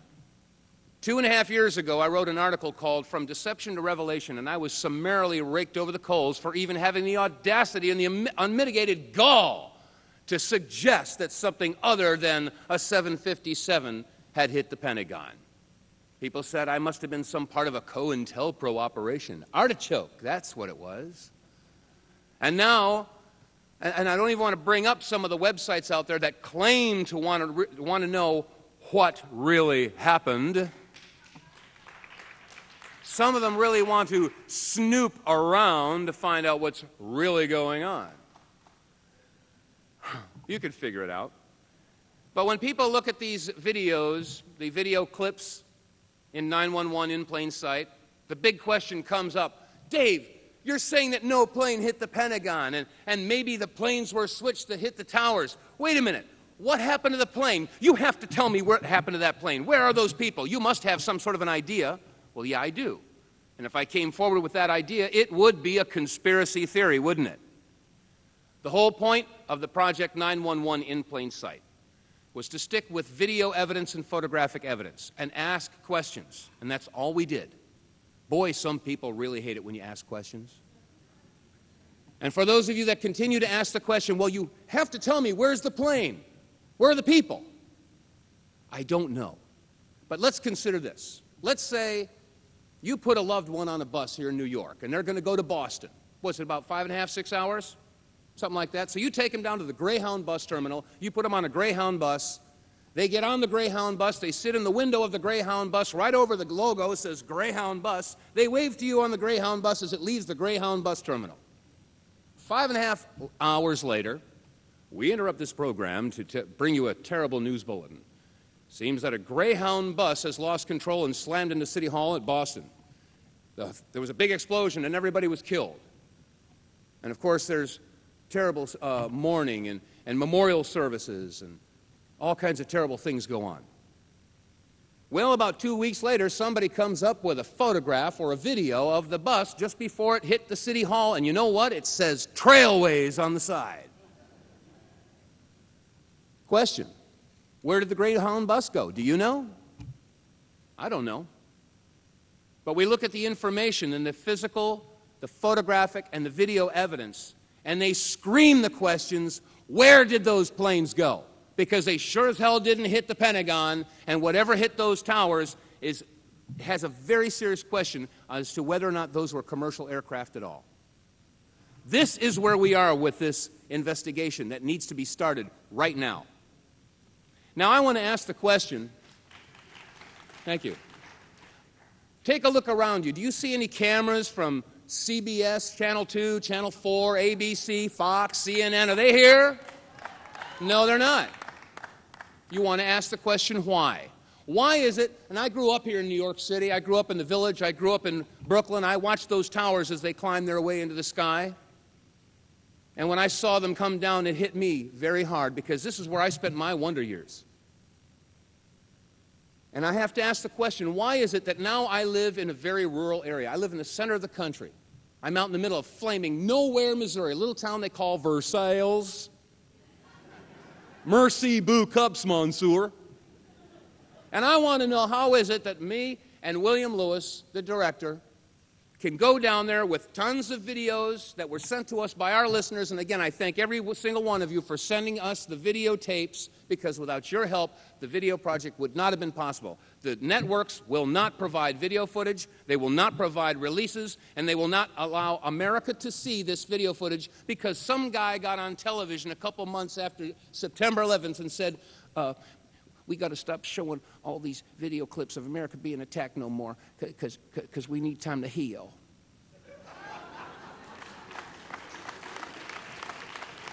Once you see these video clips in slow motion, you'll understand why they won't show them anymore. And for those of you that are curious, go to the Borders or the Barnes & Noble and buy the CNN disc, America Remembers. The video clips are right there. Now, I don't want to take too much time. We're running really late, but there's a couple of points that need to be made. First of all, let this be seen as no political football. We have one party in this country. It is the U.S. corporate party with subparty A, Republicans, and subparty B, the Democrats. We have to understand that the largest industry in this country is the defense contracting industry because it includes communications, agriculture, industry, technology, and anything else you can name. And war means money. We don't have a Cold War, and we don't have the Russians to have boogeymen anymore. China is our biggest trade partner. The United States is the world power. We don't have a boogeyman. Well, golly gosh, don't you think they need to create one? So I have to go back to where I started. Conspiracy theory. I will now give you an example of a conspiracy theory. On September 23rd, Condoleezza Rice had a news conference, and she stated, and I'm paraphrasing right now, she said, we have definitive proof that links Osama bin Laden and the Taliban to the events of September 11th, and we will release that information in due time. To this day, we're still waiting. We have not seen one piece of evidence that links Osama bin Laden and the Taliban directly to the planning stages of September 11th. And when you have no evidence and you charge somebody of conspiracy, that is a conspiracy theory, isn't it? The only difference is if you're George Bush and company in the United States government, you get to launch not one, but 2 wars half a world away, kill tens of thousands of innocent men, women, and children, and contaminate the entire region for 4.5 billion years with depleted uranium.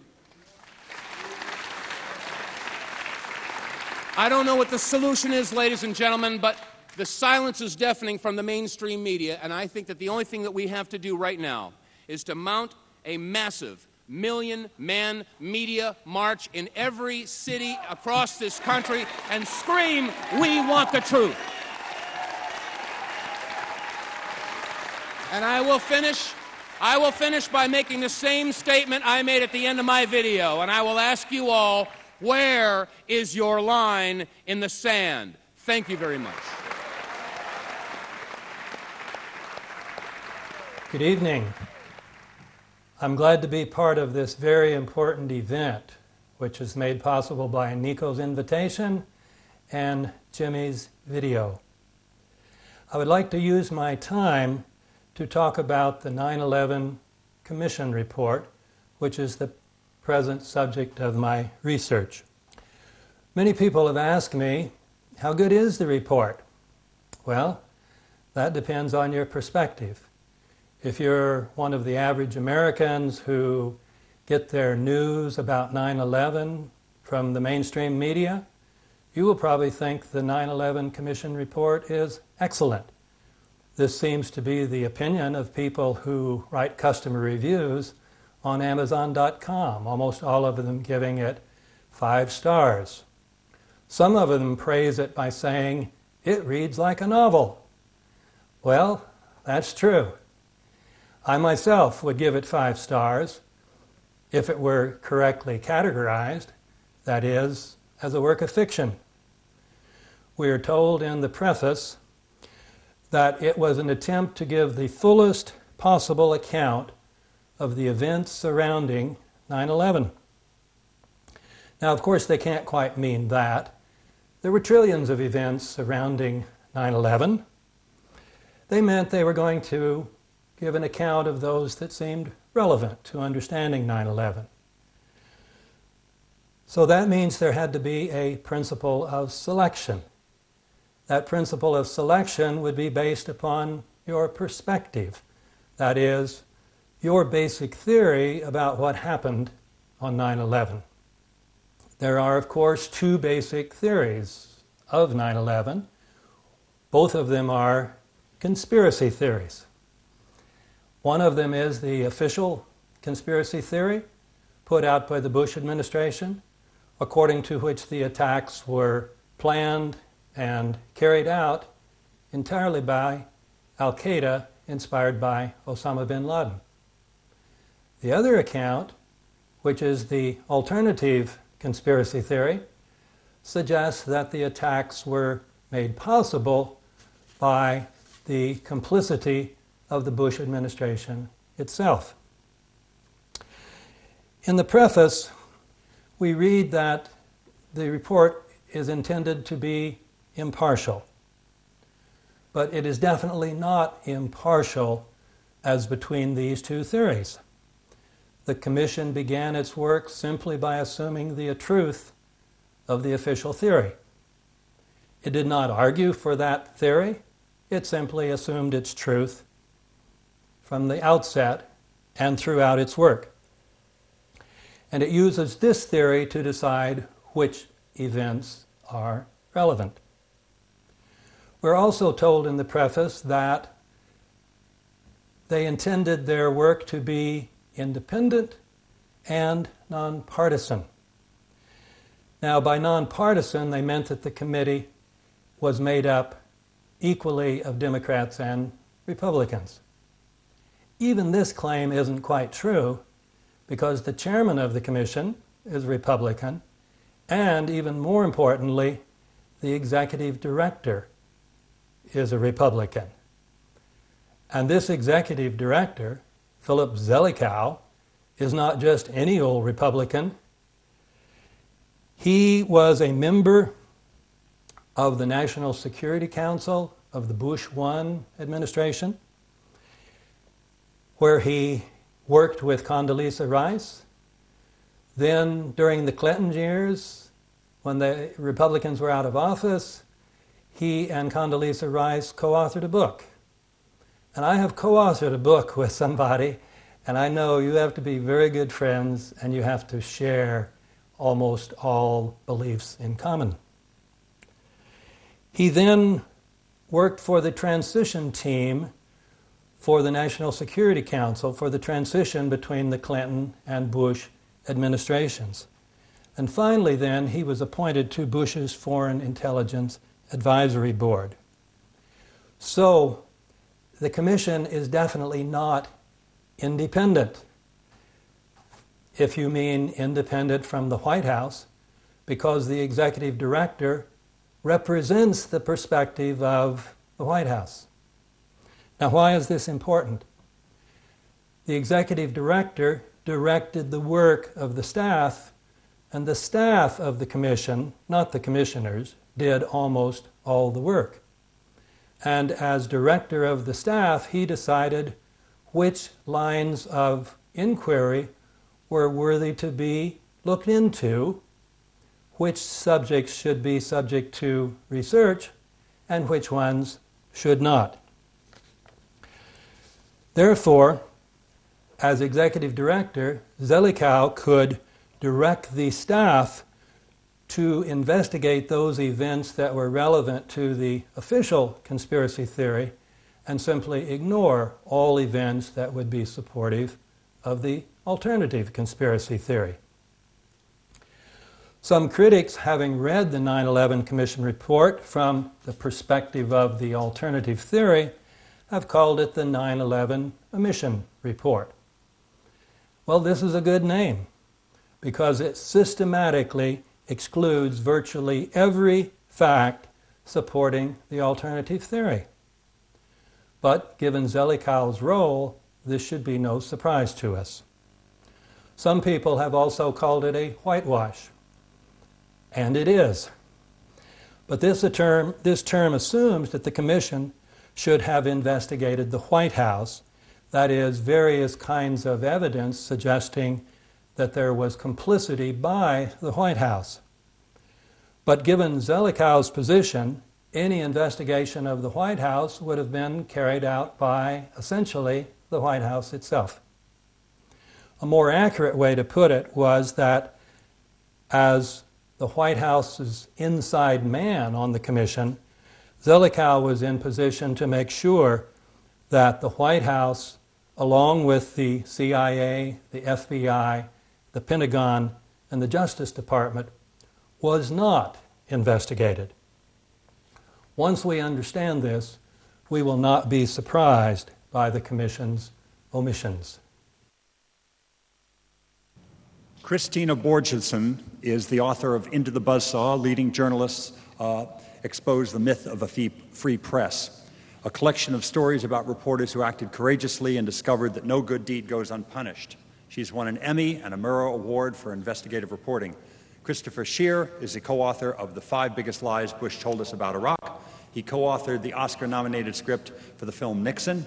Paul Thompson has compiled the world's most compendious resource of mainstream press stories about the events of 9/11, the complete 9/11 timeline at cooperativeresearch.org. Finally, Dr. Robert Bowman, an old friend of mine, by the way, a man who flew 101 combat missions as a fighter pilot in Vietnam and who today takes a stand against war. He headed the Star Wars programs under Ford and Carter and then opposed them under Reagan. He now heads the Institute for Space and Security Studies. Welcome, everyone. Let me start with Dr. Bowman. What is your assessment of the film clip about the Project for a New American Century that we just saw? Do these guys really have that much influence? Absolutely. As a matter of fact, this bunch not only drew up a plan for the foreign policy of the United States, they also drew up a plan for the foreign policy of Sharon's Likud government of Israel. Both of these plans, drawn up by largely the same people, included regime change in Iraq as a central element. And as the clip noted, they acknowledged it couldn't happen. The American people wouldn't allow it unless there was a new Pearl Harbor. And that is what 9/11 was. If I could clarify, he's referring to a paper that came out in 1996 called A Clean Break, which was written for Benjamin Netanyahu, the just newly elected Israeli prime minister, and it's written by, I believe, Douglas Feith and a number of the people who are lately involved in this Israeli spy scandal. So David Wormser is another one. So that these, you know, the neocons, we refer to them, actually gave advice to Sharon and also pretty much the same people in the Project for the New American Century. Paul, what about 9/11? Why is anyone doubting it? Weren't all the real questions cleared up by the 9/11 Commission? We can see so many instances of conflicts of interest. For instance, Philip Zelikow, who is the executive director, and he was the person who is in charge of figuring out who the witnesses are going to be, where the evidence, and what evidence they were going to look at. He co-wrote a book with Condoleezza Rice, the national security advisor, and has so many ties with the Bush administration. He was part of the transition team, so he actually had to be interviewed by his own commission because he himself was involved in so much of what went on before 9/11. And all of the commissioners are very compromised by conflicts of interest. Quite a few of them are working with legal teams that represent United Airlines or American Airlines. I think half the commissioners. So that's one problem. Another problem is that the final report was supposed to be a unanimous report. So that means that if there was a single commissioner who had any objection about anything, that fact would be dropped from the report. So there is literally nothing in the 9/11 report that the Bush administration did not approve of. The number of omissions is staggering. For example, they begin the book with a discussion of the hijackers, giving the same 19 that have been named from the beginning. They fail to point out that 6 of those hijackers have shown up alive. They also discuss Muhammad Atta, describing him as a fanatic Muslim, obviously so devout he was ready to meet his maker. They omit the fact, as Daniel Hopsicker has revealed, that Atta was very fond of alcohol, pork, and lap dances. They hardly discuss the World Trade Center collapses. They do not discuss the fact that fire has never brought down a high-rise steel frame building. They do not discuss the fact that the collapses had 10 characteristics that are common to controlled demolitions. They do not even mention the collapse of building number 7, and of course, therefore, the comment by Larry Silverstein, the one who had a lease on it, that he and the fire department decided to pull it, that is, have it brought down by explosives. They do not discuss the removal of the steel, which would have covered up any evidence of explosives. With regard to the crash into the Pentagon, they ignore several of the most puzzling questions, assuming the official theory. That is, why would terrorists have struck the West Wing, which was being renovated, so it had very few people, and when all the top brass and Rumsfeld were in the East Wing? They do not discuss the fact that photos taken by the Associated Press and even by a Marine show that up till 30 minutes after the building was allegedly hit by a 757 going 400 some miles an hour, the facade had not collapsed. They don't discuss the fact that these photos show that the hole that was created was very tiny, that no Boeing could have gone inside of it. They don't mention that photos show there was no Boeing outside the Pentagon. They don't mention that the Pentagon's anti-missile system should have brought down any commercial airline coming near the Pentagon. With regard to Bush's behavior that day, they do not force the question as to why the Secret Service did not whisk him away when there should have been fear that he would be one of the terrorist targets. They do not discuss the most specific of the advance warnings. They did not ask Ashcroft what was the warning he got so that he would no longer fly commercial airplanes. They do not mention David Schipper's report that prior to 9/11 he tried to inform Ashcroft that several members of the FBI were telling him that they knew that attacks were scheduled for that time in Lower Manhattan. They do discuss the put options, but they dismiss it, saying, we found that the man who bought most of the United Airlines put options had no conceivable connection to Al-Qaeda, therefore he could have had no foreknowledge. This is a perfect example of how the official theory dictated what evidence was relevant. With regard to the claim that we were hunting bin Laden prior to 9/11, the Commission fails to mention that he reportedly showed up in July before 9/11 in a hospital in Dubai, where he was treated by an American doctor, visited by the local CIA agent, and the head of Saudi intelligence. They ignore the testimony of Abu Zubaydah, the Al-Qaeda operative who reported that 3 members of the Saudi royal family had advanced knowledge that there would be attacks on America on 9/11, and that a Pakistani general also had this knowledge. testimony that tended to be verified by the fact that all 4 of those men ended up dead within a few months. With regard to the Saudi flights that Michael Moore made well known in his movie, based on Craig Unger's book, the Commission claims there was nothing wrong with the flight on September 11th from Tampa to Lexington. American airspace had been opened. They leave out the crucial point which Unger had stressed, that American airspace had only been open for commercial aircraft, not for private. This seemed a particularly blatant attempt at deliberate deception. They ignored all the allegations that FBI headquarters had blocked investigations. They ignored Robert Wright's charges. They omitted the crucial element in the Colleen Rowley case, the Moussaoui case, and they omitted virtually every detail of Sibel Edmonds' 3.5-hour testimony.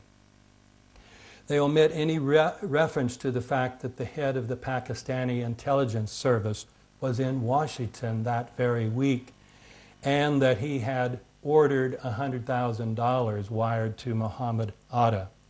It ignores the Project for the New American Century, formed by many members that are now part of the Bush administration, with its explosive statement that a new Pearl Harbor would be very helpful.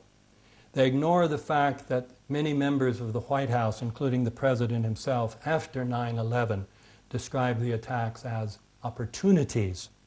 They ignore the fact that there were pre-existing plans for war in both Afghanistan and Iraq, and that both of these had to do primarily with oil. I've talked primarily about the Commission's omissions, but there is another remarkable dimension, the revisionism of this report. In Chapter 1, they give us a completely new version, which is actually the 3rd official version of what happened on 9/11.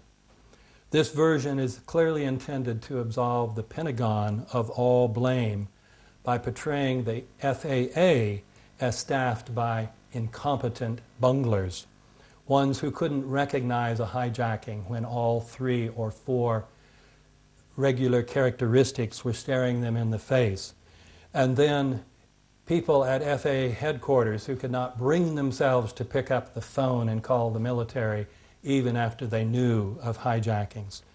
This part should win a prize for creative fiction. In short, the 9/11 Commission report is a national disgrace.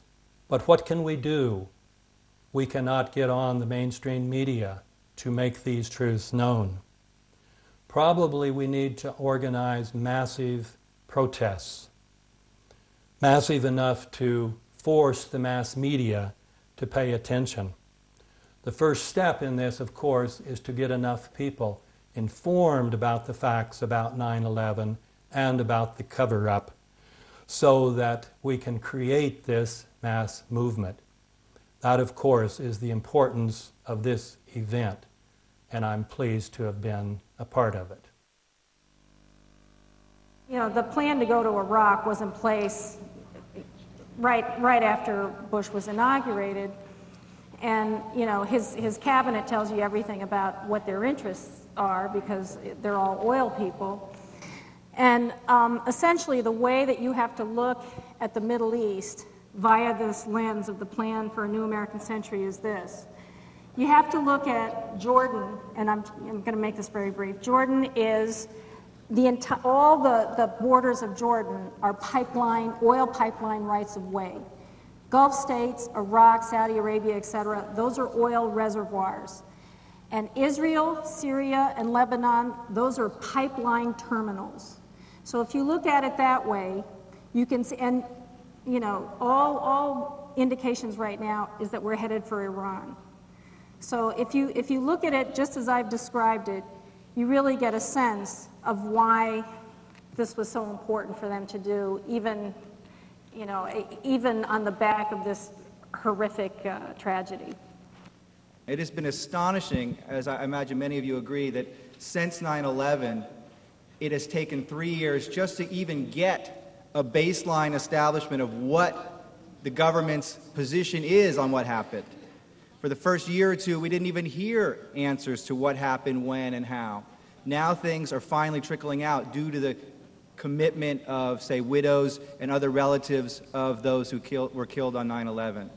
So we have an administration which has shown itself to be incredibly opportunistic and unwilling to open the door to discussion about how they acted before and during 9/11, which means that many, many people, like Paul Thompson and others, have had to do all this legwork themselves. And the media has been rather quiescent. I personally am a skeptic of many of the things that we're going to see here tonight. I think that a lot more has to be done to ascertain what it is. And I don't think you have to go so far as to establish that this was a manufactured event. But clearly what we know already is bad enough. What we know is that the system of security and counterterrorism was blinking red, in the words of George Tenet, that the warnings of an imminent attack were so severe that something dramatic should have been done. It was unparalleled.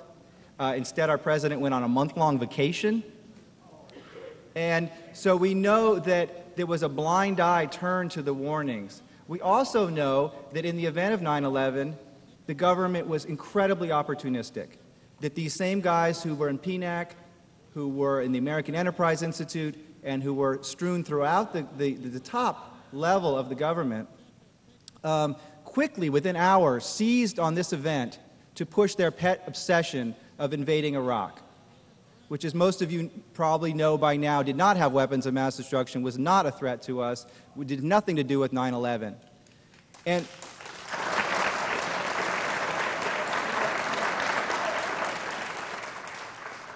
I'll just end by saying that 42% of Americans in a poll taken this week still believe that Iraq had something to do with 9/11. So that means that we have our work cut out for us to talk to that 42% and say, where is your head? What are you thinking? Can you read this? Can you look at this? Can you think about this again? Because I imagine that all of you are here and this conference is happening because of the internet. 20, 30 years ago, you could not have had this level of response to an event like this without the media taking part. You guys are all part of the media now, and you can all have enormous power by using that and talking to people. The other night, we had a similar meeting, and there was a discussion about the dire situation with oil. We're running out of supplies. I want to know if the people on this panel think that there's a solution, since we're so dependent on oil.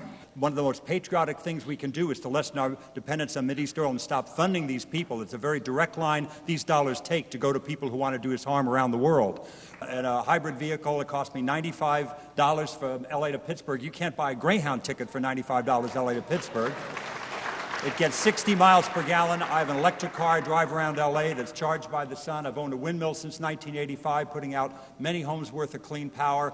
So these technologies exist. It's just another way of doing things. And guess what? There's jobs making hybrid cars and solar panels and electric cars and all those things too. And good jobs.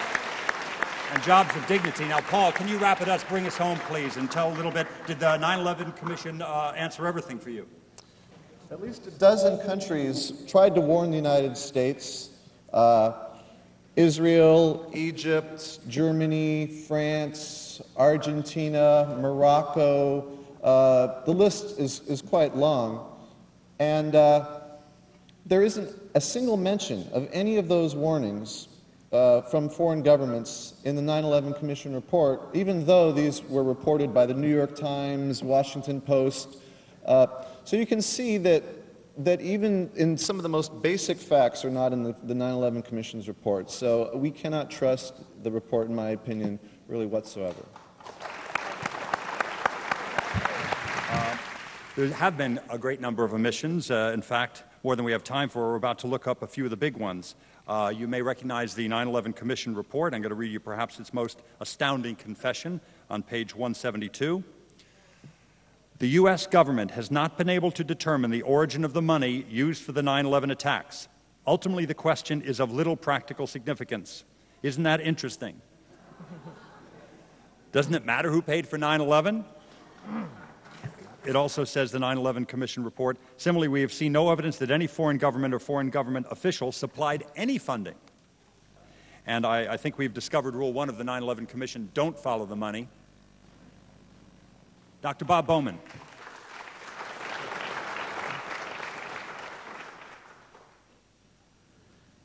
What was going through the President's mind gets to the very important question that Jenna asked earlier about culpability and what do we believe, and was this just something that dropped into their laps or whatever. We have, in attempting to answer this, we have three different kinds of information. Now, I'm not going to go into them. You've been exposed to a lot of them tonight and will be to more of them. A lot of these pieces of information taken together prove that the official story, the official conspiracy theory of 9/11 is a bunch of hogwash. It's impossible.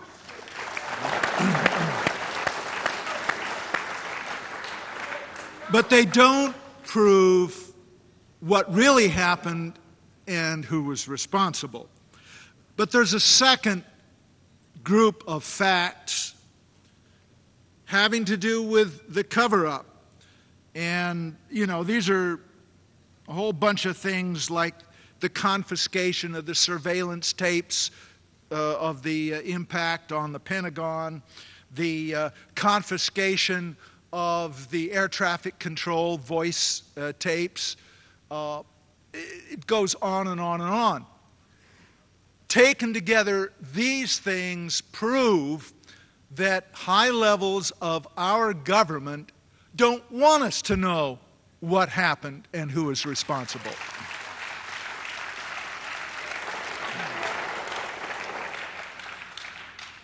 And then there's a third set of facts that impinges on the president's thinking and all of that. These are the facts of what happened after 9/11, and this is a historical record. For example, Ashcroft and his cronies got their Patriot Act, which takes away our civil liberties and trashes the Bill of Rights. UNICAL got its invasion of Afghanistan and secured a route for oil and gas pipeline for $1 trillion worth of gas from the Caspian Sea to the Indian Ocean. Cheney's Halliburton got no-bid contracts to support the troops in destroying Iraq and other contracts to rebuild it. And more importantly, all those PNAT guys, the neocons, got their invasion of Iraq. They got regime change in Iraq. So the questions come, who gained from 9/11? Who covered up crucial information about 9/11? And who put out the patently false stories about 9/11 in the first place? When you take those three things together, I think the case is pretty clear that it's highly placed individuals in the administration with all roads passing through Dick Cheney.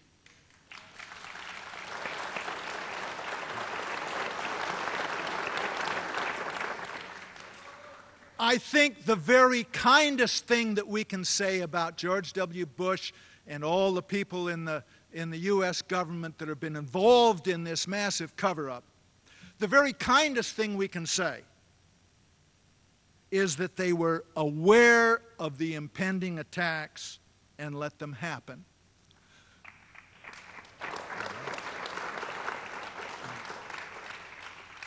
Now, some people will say that's much too kind.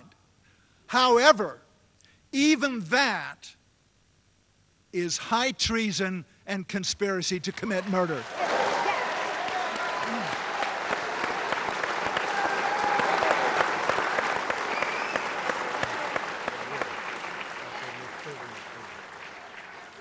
When we talk about the rest of this stuff, there's one thing I want us to keep in mind.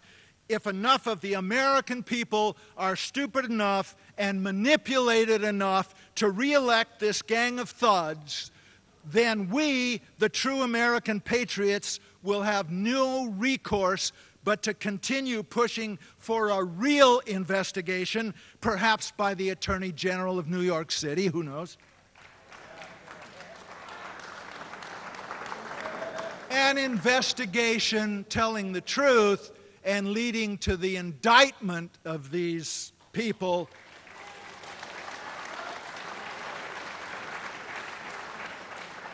Their conviction, their removal from office, and their incarceration for a very long period of time.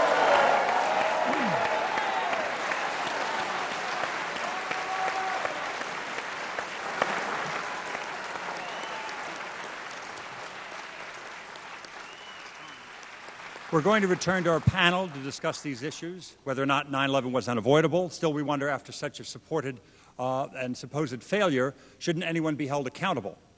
First of all, I want to introduce John Prados. He's a journalist and an author. His work appears regularly in one of the nation's great old journals on military affairs, the Bulletin of the Atomic Scientist. Welcome, John. Carl Schwartz is a principal in global access and a former high-level consultant to the Republican Party. Arkansas Republicans once asked him to run for governor against Bill Clinton, and more recently, he's been researching the background reasons for the removal of the Taliban. Carl Schwartz. Welcome, Carl.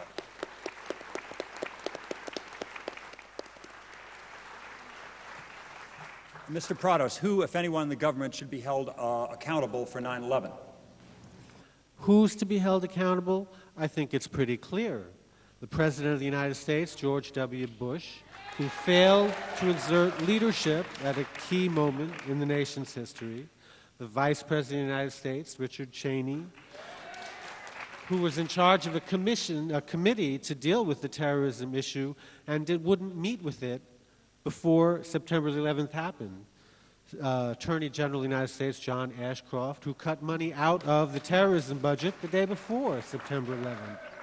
The National Security Advisor, Condoleezza Rice, and her deputy, Stephen Hadley, who held back the plan to do anything about al-Qaeda for 9 months during the months that something could have been happened. The Federal Bureau of Investigation, which muffed its investigation of what was going on in terrorist circles in the United States. The Central Intelligence Agency, who failed to appreciate everything that was going on, even though George Tenet was running around with his hair on fire. There's a lot more I could talk about, but I think we've got little time here, so I'm going to pass it along. There's somebody I want to hear from, and thank you, John. That was quite eloquent. You know, not only was the Clean Air Act, Clean Water Act signed under President Nixon, but a lot of the recent environmental laws passed we couldn't have done without Shuri Boehlert and John Chafee, now deceased, and Lincoln Chafee, and wonderful Republicans who've stood up in the environment. We have a Republican here tonight who's here to prove this is and should be a nonpartisan issue. I'd like to hear from Carl Schwartz, please. Carl. Every time I hear the name Ashcroft, I have to remind myself this was a guy that lost an election and a gubernatorial in the Show Me state to a dead guy. And then his next job is to come before every one of us and treat us all as an al-Qaeda suspect. So I am not real proud to call myself a Republican these days. I tell the simple story that I became a Republican in 1980 because of Bill and Hillary Clinton, and I became an independent recently because of George Bush. There have been several things said this evening. These are just factual, correcting things. We talked about this backstage. Because of the media and the timeline and how people put all this together, the doctor brought up Unocal a minute ago. Unocal is actually owned by the Venezuelan government-owned Petroleus. They are not a U.S.-owned company anymore. If you know anything about the pegging of the dollar to oil and the pegging of the dollar to the euro, there's only two companies on the face of this planet that have done that. One is Iraq. You can see what happened to them. And the other one was Venezuela. And you can pretty well come to a conclusion there's been quite a bit of interference in Venezuela as to what to do about their pegging to the dollar. We've tried to stomp Chavez to death politically down there. To address Sibel Evans, that came up in the clip a minute ago, I interviewed Sibel Evans for a book that I wrote, and everybody thinks it's got a cute name to it, and I didn't even name it. It's titled One-Way Ticket to Crawford, Texas. A conservative Republican speaks out. Where my story started in this actually started in 1999. I left Wall Street. I've been in this city many, many times. In fact, I've been in the World Trade Center many, many times. I used to office with Pre-Base Capital Markets at 100 Gold Street. Then we all moved with Smith Barney, and we went up here at 1345 Avenue of the Americas. And when Smith Barney moved down to Greenwich, 380 Greenwich, that's when I left the company and preferred to do something else with my life other than travel 500,000 to 1 million miles a year. But one of the things that I did was I went with UUNet. I saw telecom and AP-centrics as something that was interesting, possibly profitable if you did it right. And I met a company in November of 1999 at a telecom conference. In the book, The Forbidden Truth, there's the Broussard book, Bin Laden, The Forbidden Truth. They disclosed that Brightest Corporation, excuse me, had actually signed a contract with Turkmenistan and with Pakistan to build the Trans-Afghanistan pipeline. Now, they were not able to ferret out the information I was, and I did this face-to-face. Excuse me, I am having problems with my voice.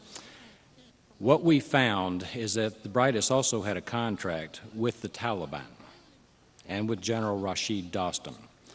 The last remaining obstacle after our government and after our influence peddlers had put enough pressure on Turkmenistan to upend that government's agreements with Brightest. They also upended Pakistan. There's a good possibility when Bhutto was overturned, we may have been behind it. We have a lot of companies over there, including 4 that have electrical generation power plants in Pakistan right now, and they've had them since the mid-1990s. They wanted and need cheap natural gas to make those projects feasible. Now, some of you may have heard about the Enron-Dabol fiasco in Dabol, India. That is not a feasible project because of the cost of the natural gas is too high. They proceeded anyway. We lost $1 billion in U.S. government guarantees. But the thing that stuck out to me the most is we found that this is a bipartisan problem. It's on both sides of the aisle, and that's why I finally decided to stand up and tell everything I knew. We actually know that there are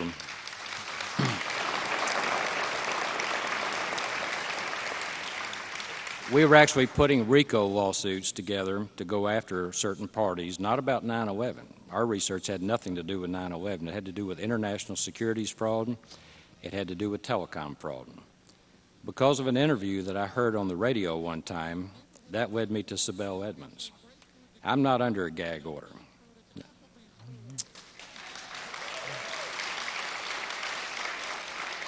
I wanted to compare names. I wanted to compare trails, what we call rabbit trails. When you're investigating, these people will throw everything out in front of you they can to keep from getting caught. Sometimes you have to wade through 10, 15, or 20 shell corporations just to find out who the true owner of something is.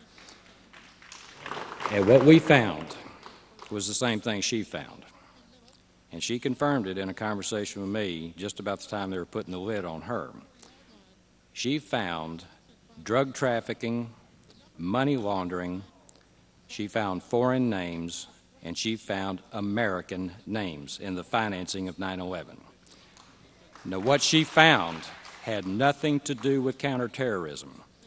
I even quote in my book, sometimes it pays, Dick, did you check your 6? Did you check at 3, 9, and 12 to see if they were sitting right across the table or standing right next to you? What they found inside the FBI actually came from ongoing drug investigations dating back to 1998. And I heard the other day, just a minute ago, Mr. Thompson brought up Argentina. The company that had the contract with the Taliban is Brightest Corporation. They are from Argentina.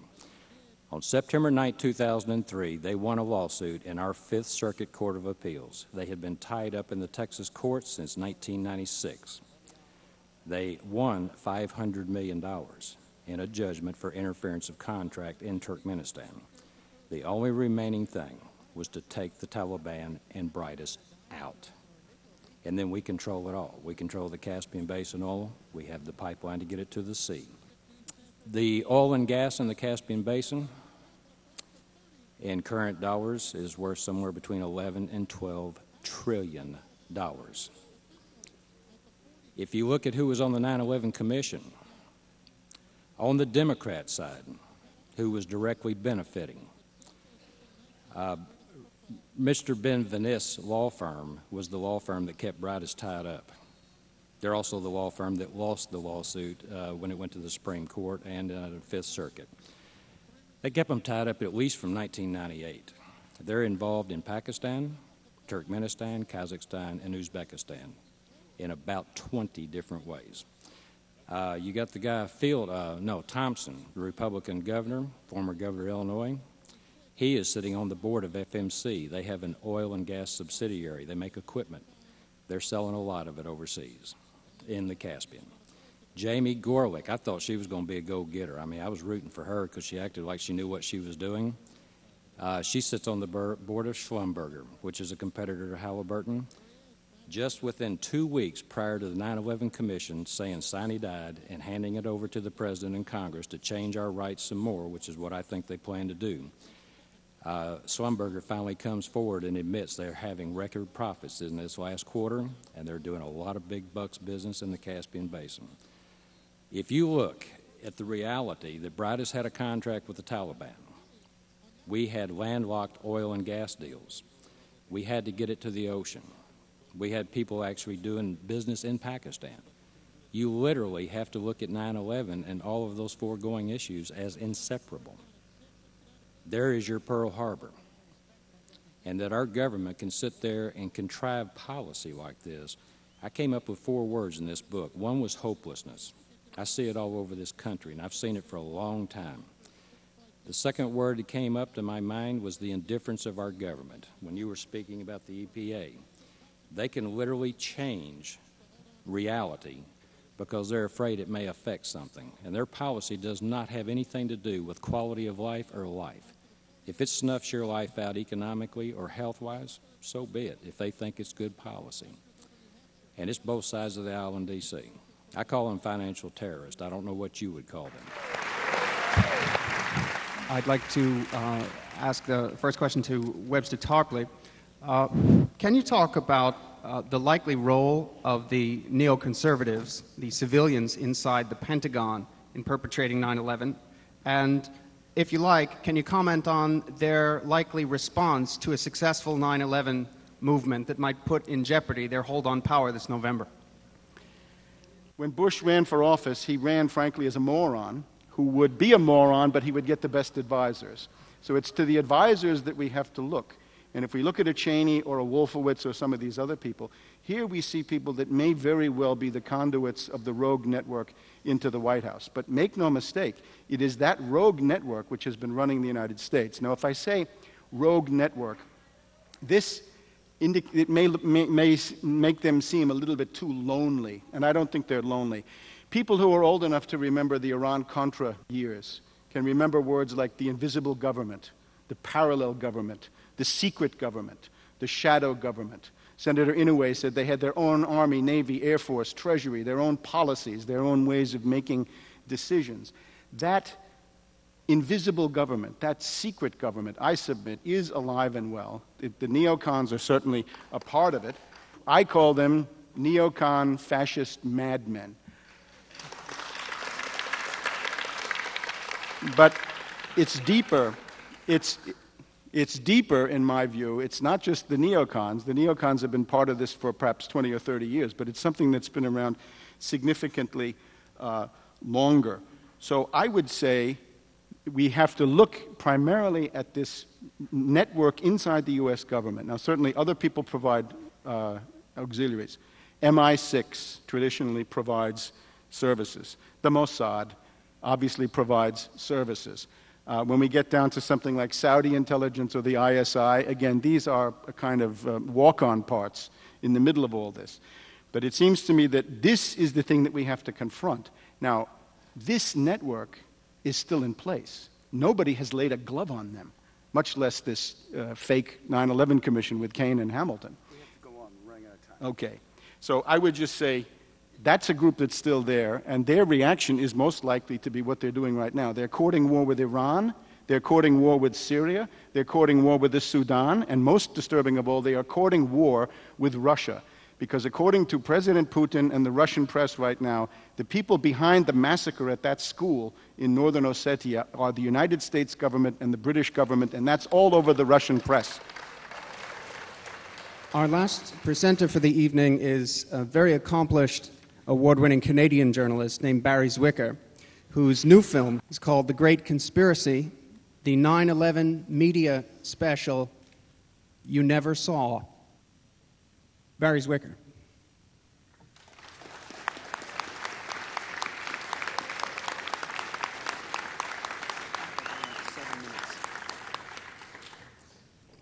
Those who ignore history are condemned to repeat it, wrote Santayana. History is bunk, said Henry Ford. Of the two, I'm more with Ford. The problem with Santayana's thoughtful quote is that it assumes history is accessible enough to be ignored.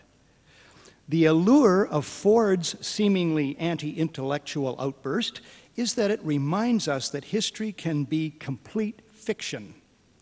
But I haven't been able to find anyone to quote on what seems to me to be the most significant point of all about history, namely that much, perhaps most, significant history is hidden. I.F. Stone wrote a book called The Hidden History of the Korean War. Daniel Burston wrote Hidden History, Exploring Our Secret Past. And I thank Jamie Hecht for that. He found that title on the internet today. Thank you, Jamie. Howard Zinn wrote essentially an alternative history a lot of you know about, A People's History of the United States. And more recently, Michael Parenti wrote History as Mystery. But, yes, unfortunately, Michael Parenti, my friend, is very, very poor on 9/11. For some reason, like Noam Chomsky, he just can't seem to get his head around this. It's a mystery to me.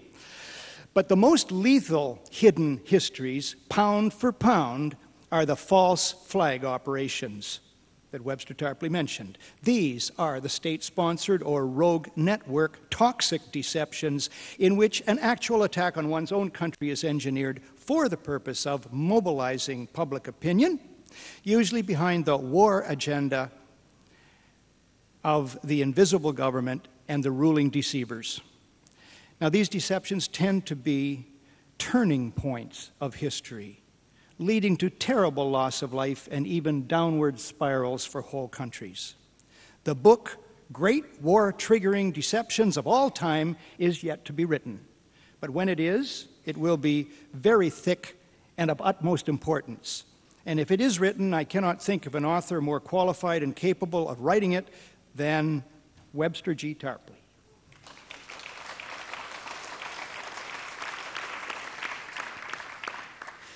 One more quote by an American cultural critic, Larry Ray. Again, thank you, Jamie. I couldn't remember the name, and Jamie found it. I didn't have access to the internet today. Jamie Ray wrote, "Anniversaries are reservoirs of sacred power." I saw this firsthand this morning at Ground Zero. But there is something more sacred than any commemorative occasion. And that is the search for truths about turning point events, specifically tonight, about the events of 9/11. You're owed at least two relevant examples of previous deceptions, and that's all there's time for. First, Pearl Harbor, the original outrage. Robert B. Stinnett's book, Day of Deceit, is, in my opinion, by far the most comprehensive work on the subject. A former U.S. naval officer, Stinnett invested 17 years in research, and he liberated 100,000 previously classified documents. To brutally summarize Day of Deceit, it proves, to my satisfaction at least, that for a year before Pearl Harbor, FDR had a plan, specifically an 8-point plan, to provoke the Japanese into attacking U.S. forces or facilities. He repeatedly emphasized that it must be the case that the Japanese fire the first shot. And what a shot it was. It required that a significant part of the U.S. fleet be made vulnerable. that those responsible for protecting that fleet have one or both hands tied behind their backs, that the Japanese remain unaware that all their codes right up through the high command had been broken, and broken good. The day before Pearl Harbor, according to the Gallup poll, just 16% of the U.S. public supported this country entering World War II. The day after Pearl Harbor, 1 million men volunteered to fight in that war.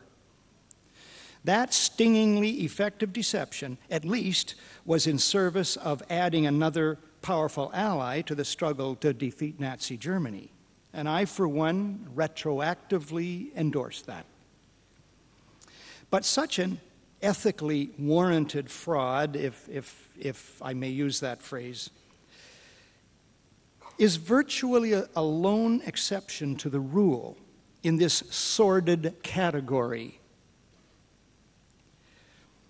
Typical, on the other hand, was the supposed attack by North Vietnamese torpedo boats in early August 1964 on 2 U.S. destroyers in the Gulf of Tonkin.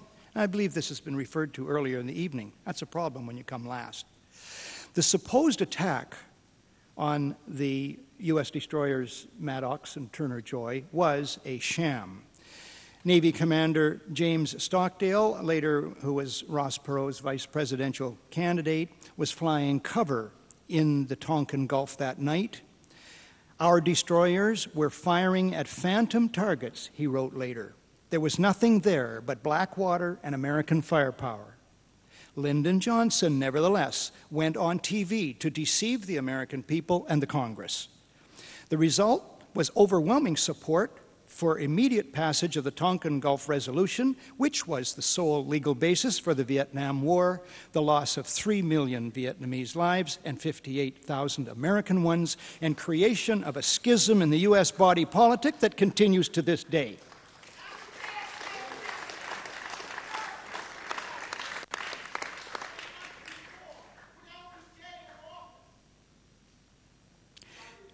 Emblematic, and the media have been mentioned here without praise earlier this evening, and after 33 years as a media critic, I can't find any fault with that. Emblematic of media malfeasance and supine service of illegitimate power then and now, the New York Times, after LBJ's speech, editorialized that, quote, "The president went to the American people last night with the somber facts," unquote. The most somber fact is that if we, the people, cannot force today's top hidden history into the open, a cascade of calamitous events is very likely to ensue. And my main prayer is that I am wrong. Thank you. You've been so patient. We've been talking up here a lot, showing you a lot of information. We invite you now. We have roamers out there with microphones to get your questions for the panel. So you can put some tough questions, some questions of any sort that you like. We have people out there with microphones, and we're going to get people to ask a question. Where exactly are Rice and Powell in this whole dance? I only heard one person say something about Condoleezza Rice, but also Colin Powell, so those two. Powell did not want to go along with the program. And he was basically pressured to sell the war to sell the war on Iraq. He was in the White House at the time when post 9/11 they were trying to ride that terror wave into Iraq. There were a number of offices, and I'm sure many of you have heard of them. Within the administration, there was the White House Information Group with Condoleezza Rice and company, who were they were the messengers, and the messages were being formulated for them to send out at the same time to sell the war, and the images of the mushroom clouds. And then there was the Office of Special Plans for cherry-picking intelligence and putting it together in a way, again, that would sell disinformation to the American public. And part of the Office of Special Plans was also to put pressure on high-level people in the CIA, the NSA, and even Colin Powell not to go along with the program, but unfortunately, you know, he buckled, and you know, he's trying to get Bob Woodward to sort of right his mea culpa in a sense, but he was a big man in a tight spot, and he did not, I think, acquit himself very well. He didn't stand up and call a halt to the madness. Rice took over as National Security Advisor with a different agenda. She's a Europeanist. She's an expert on the Soviet Union. Cold War. Cold War, that's right. She was, and in a certain sense, I think is still, mired in the Cold War. She came into the White House. She put down the issue of terrorism. The counterterrorism planning group, the crisis unit, which the Clinton administration had formed, she downgraded it. Richard Clark, she demoted. The plan that he advised, she put on the file cabinet. That plan took then 9 months to get to the president's desk the day before September the 11th. We have just seen that the operation, the events of 9/11 were enormous, multifaceted, multi-step. My belief is that an operation of that enormity was probably in the works for many, many years. The fact that it happened on 9/11/2001 puts the Bush administration only 9 months into it. Prior to it, as we know, for 8 years, there was Mr. Clinton in the White House. What is, to the panel's mind, was Mr. Clinton's and his administration role in the events of 9/11? I would say that towards the end of the 1990s, you have the emergence of an oligarchical consensus that the entire U.S. ruling class, ruling elite, comes to see terrorism as the preferred means, indeed the only means, to provide social cohesion, to provide an enemy image for the society to keep it together. According to neocon theory from Carl Schmitt, you have to have an enemy image in order to have a society. They were concerned, of course, about world domination and geopolitics, the continuing Russian nuclear deterrent, the economic dynamism of China, which is rapidly overtaking the rest of the world, the demographic dynamism of the Islamic world. They were also concerned about the collapse of the monetary system, the fact that many countries are on the verge of dumping the dollar as a means of payment for oil, but also for many other things, for trade, and going to the euro or some other solution. And towards the end of that period, it seems to me that you have this an oligarchical agreement that terror is the way to go. It's a very dangerous thing because now it means that the entire social order, the political parties, intellectual life, politics in general, all based on a monstrous myth. Now, concerning these presidents, I think it's very naive to think that whatever puppet happens to be sitting in the White House is somebody who actually has power. One of the things I try to do in my book, I try to give you a thumbnail sketch of the mental wrecks, the impaired people, let's say, severely impaired people who have been in the Oval Office. Generally, it took at least one nervous breakdown to qualify as president. Now, Clinton is simply a plausible face for this apparatus that's sitting there, and I think it's a mistake either with Clinton or with Bush. Although I think now with Bush in the more recent phase, it's more serious. You got to go back to the fact that these people are simply figureheads. Thank you, Webster. Next question. Thank you, sir. In the middle. My name is Garland Roberts. I'm head of the Black Alumni at Brooklyn Technical High School. We were the first people on site with generators and everything else, and we met up with massive amounts of problems. We also were the people originally that were the third bidders on the emergency exit systems. We personally knew the whole of the systems that go through the 2 World Trade Center, 7, and the hotel, and physically didn't need plans or anything else on site. They continuously tried to keep us from getting involved. They were telling us, well, we didn't need you. We knew the things intimately. They wouldn't let us underneath because the kids had told us, and other kids that were involved with the subways, that they had come up in the under subfloors where they had the different switches that cut off the floors, and then we knew there were people trapped there. Now, there's another man that's important for your damn thing. That's Carl Ross, who was the other guy with us that we're trying to get them to let us actually draw out, show them where to go and everything else. Carl was important because when the first plane hit, he was late for work as an architect, and he was opening that door downstairs that comes from the, when you come from Jersey with the New Jersey path. When the plane hit and physically saw the rubble coming down, but the thing and he ran, but the thing that he questioned was he did not see JP4. And, you know, I don't know if you know, it's like a kerosene smell.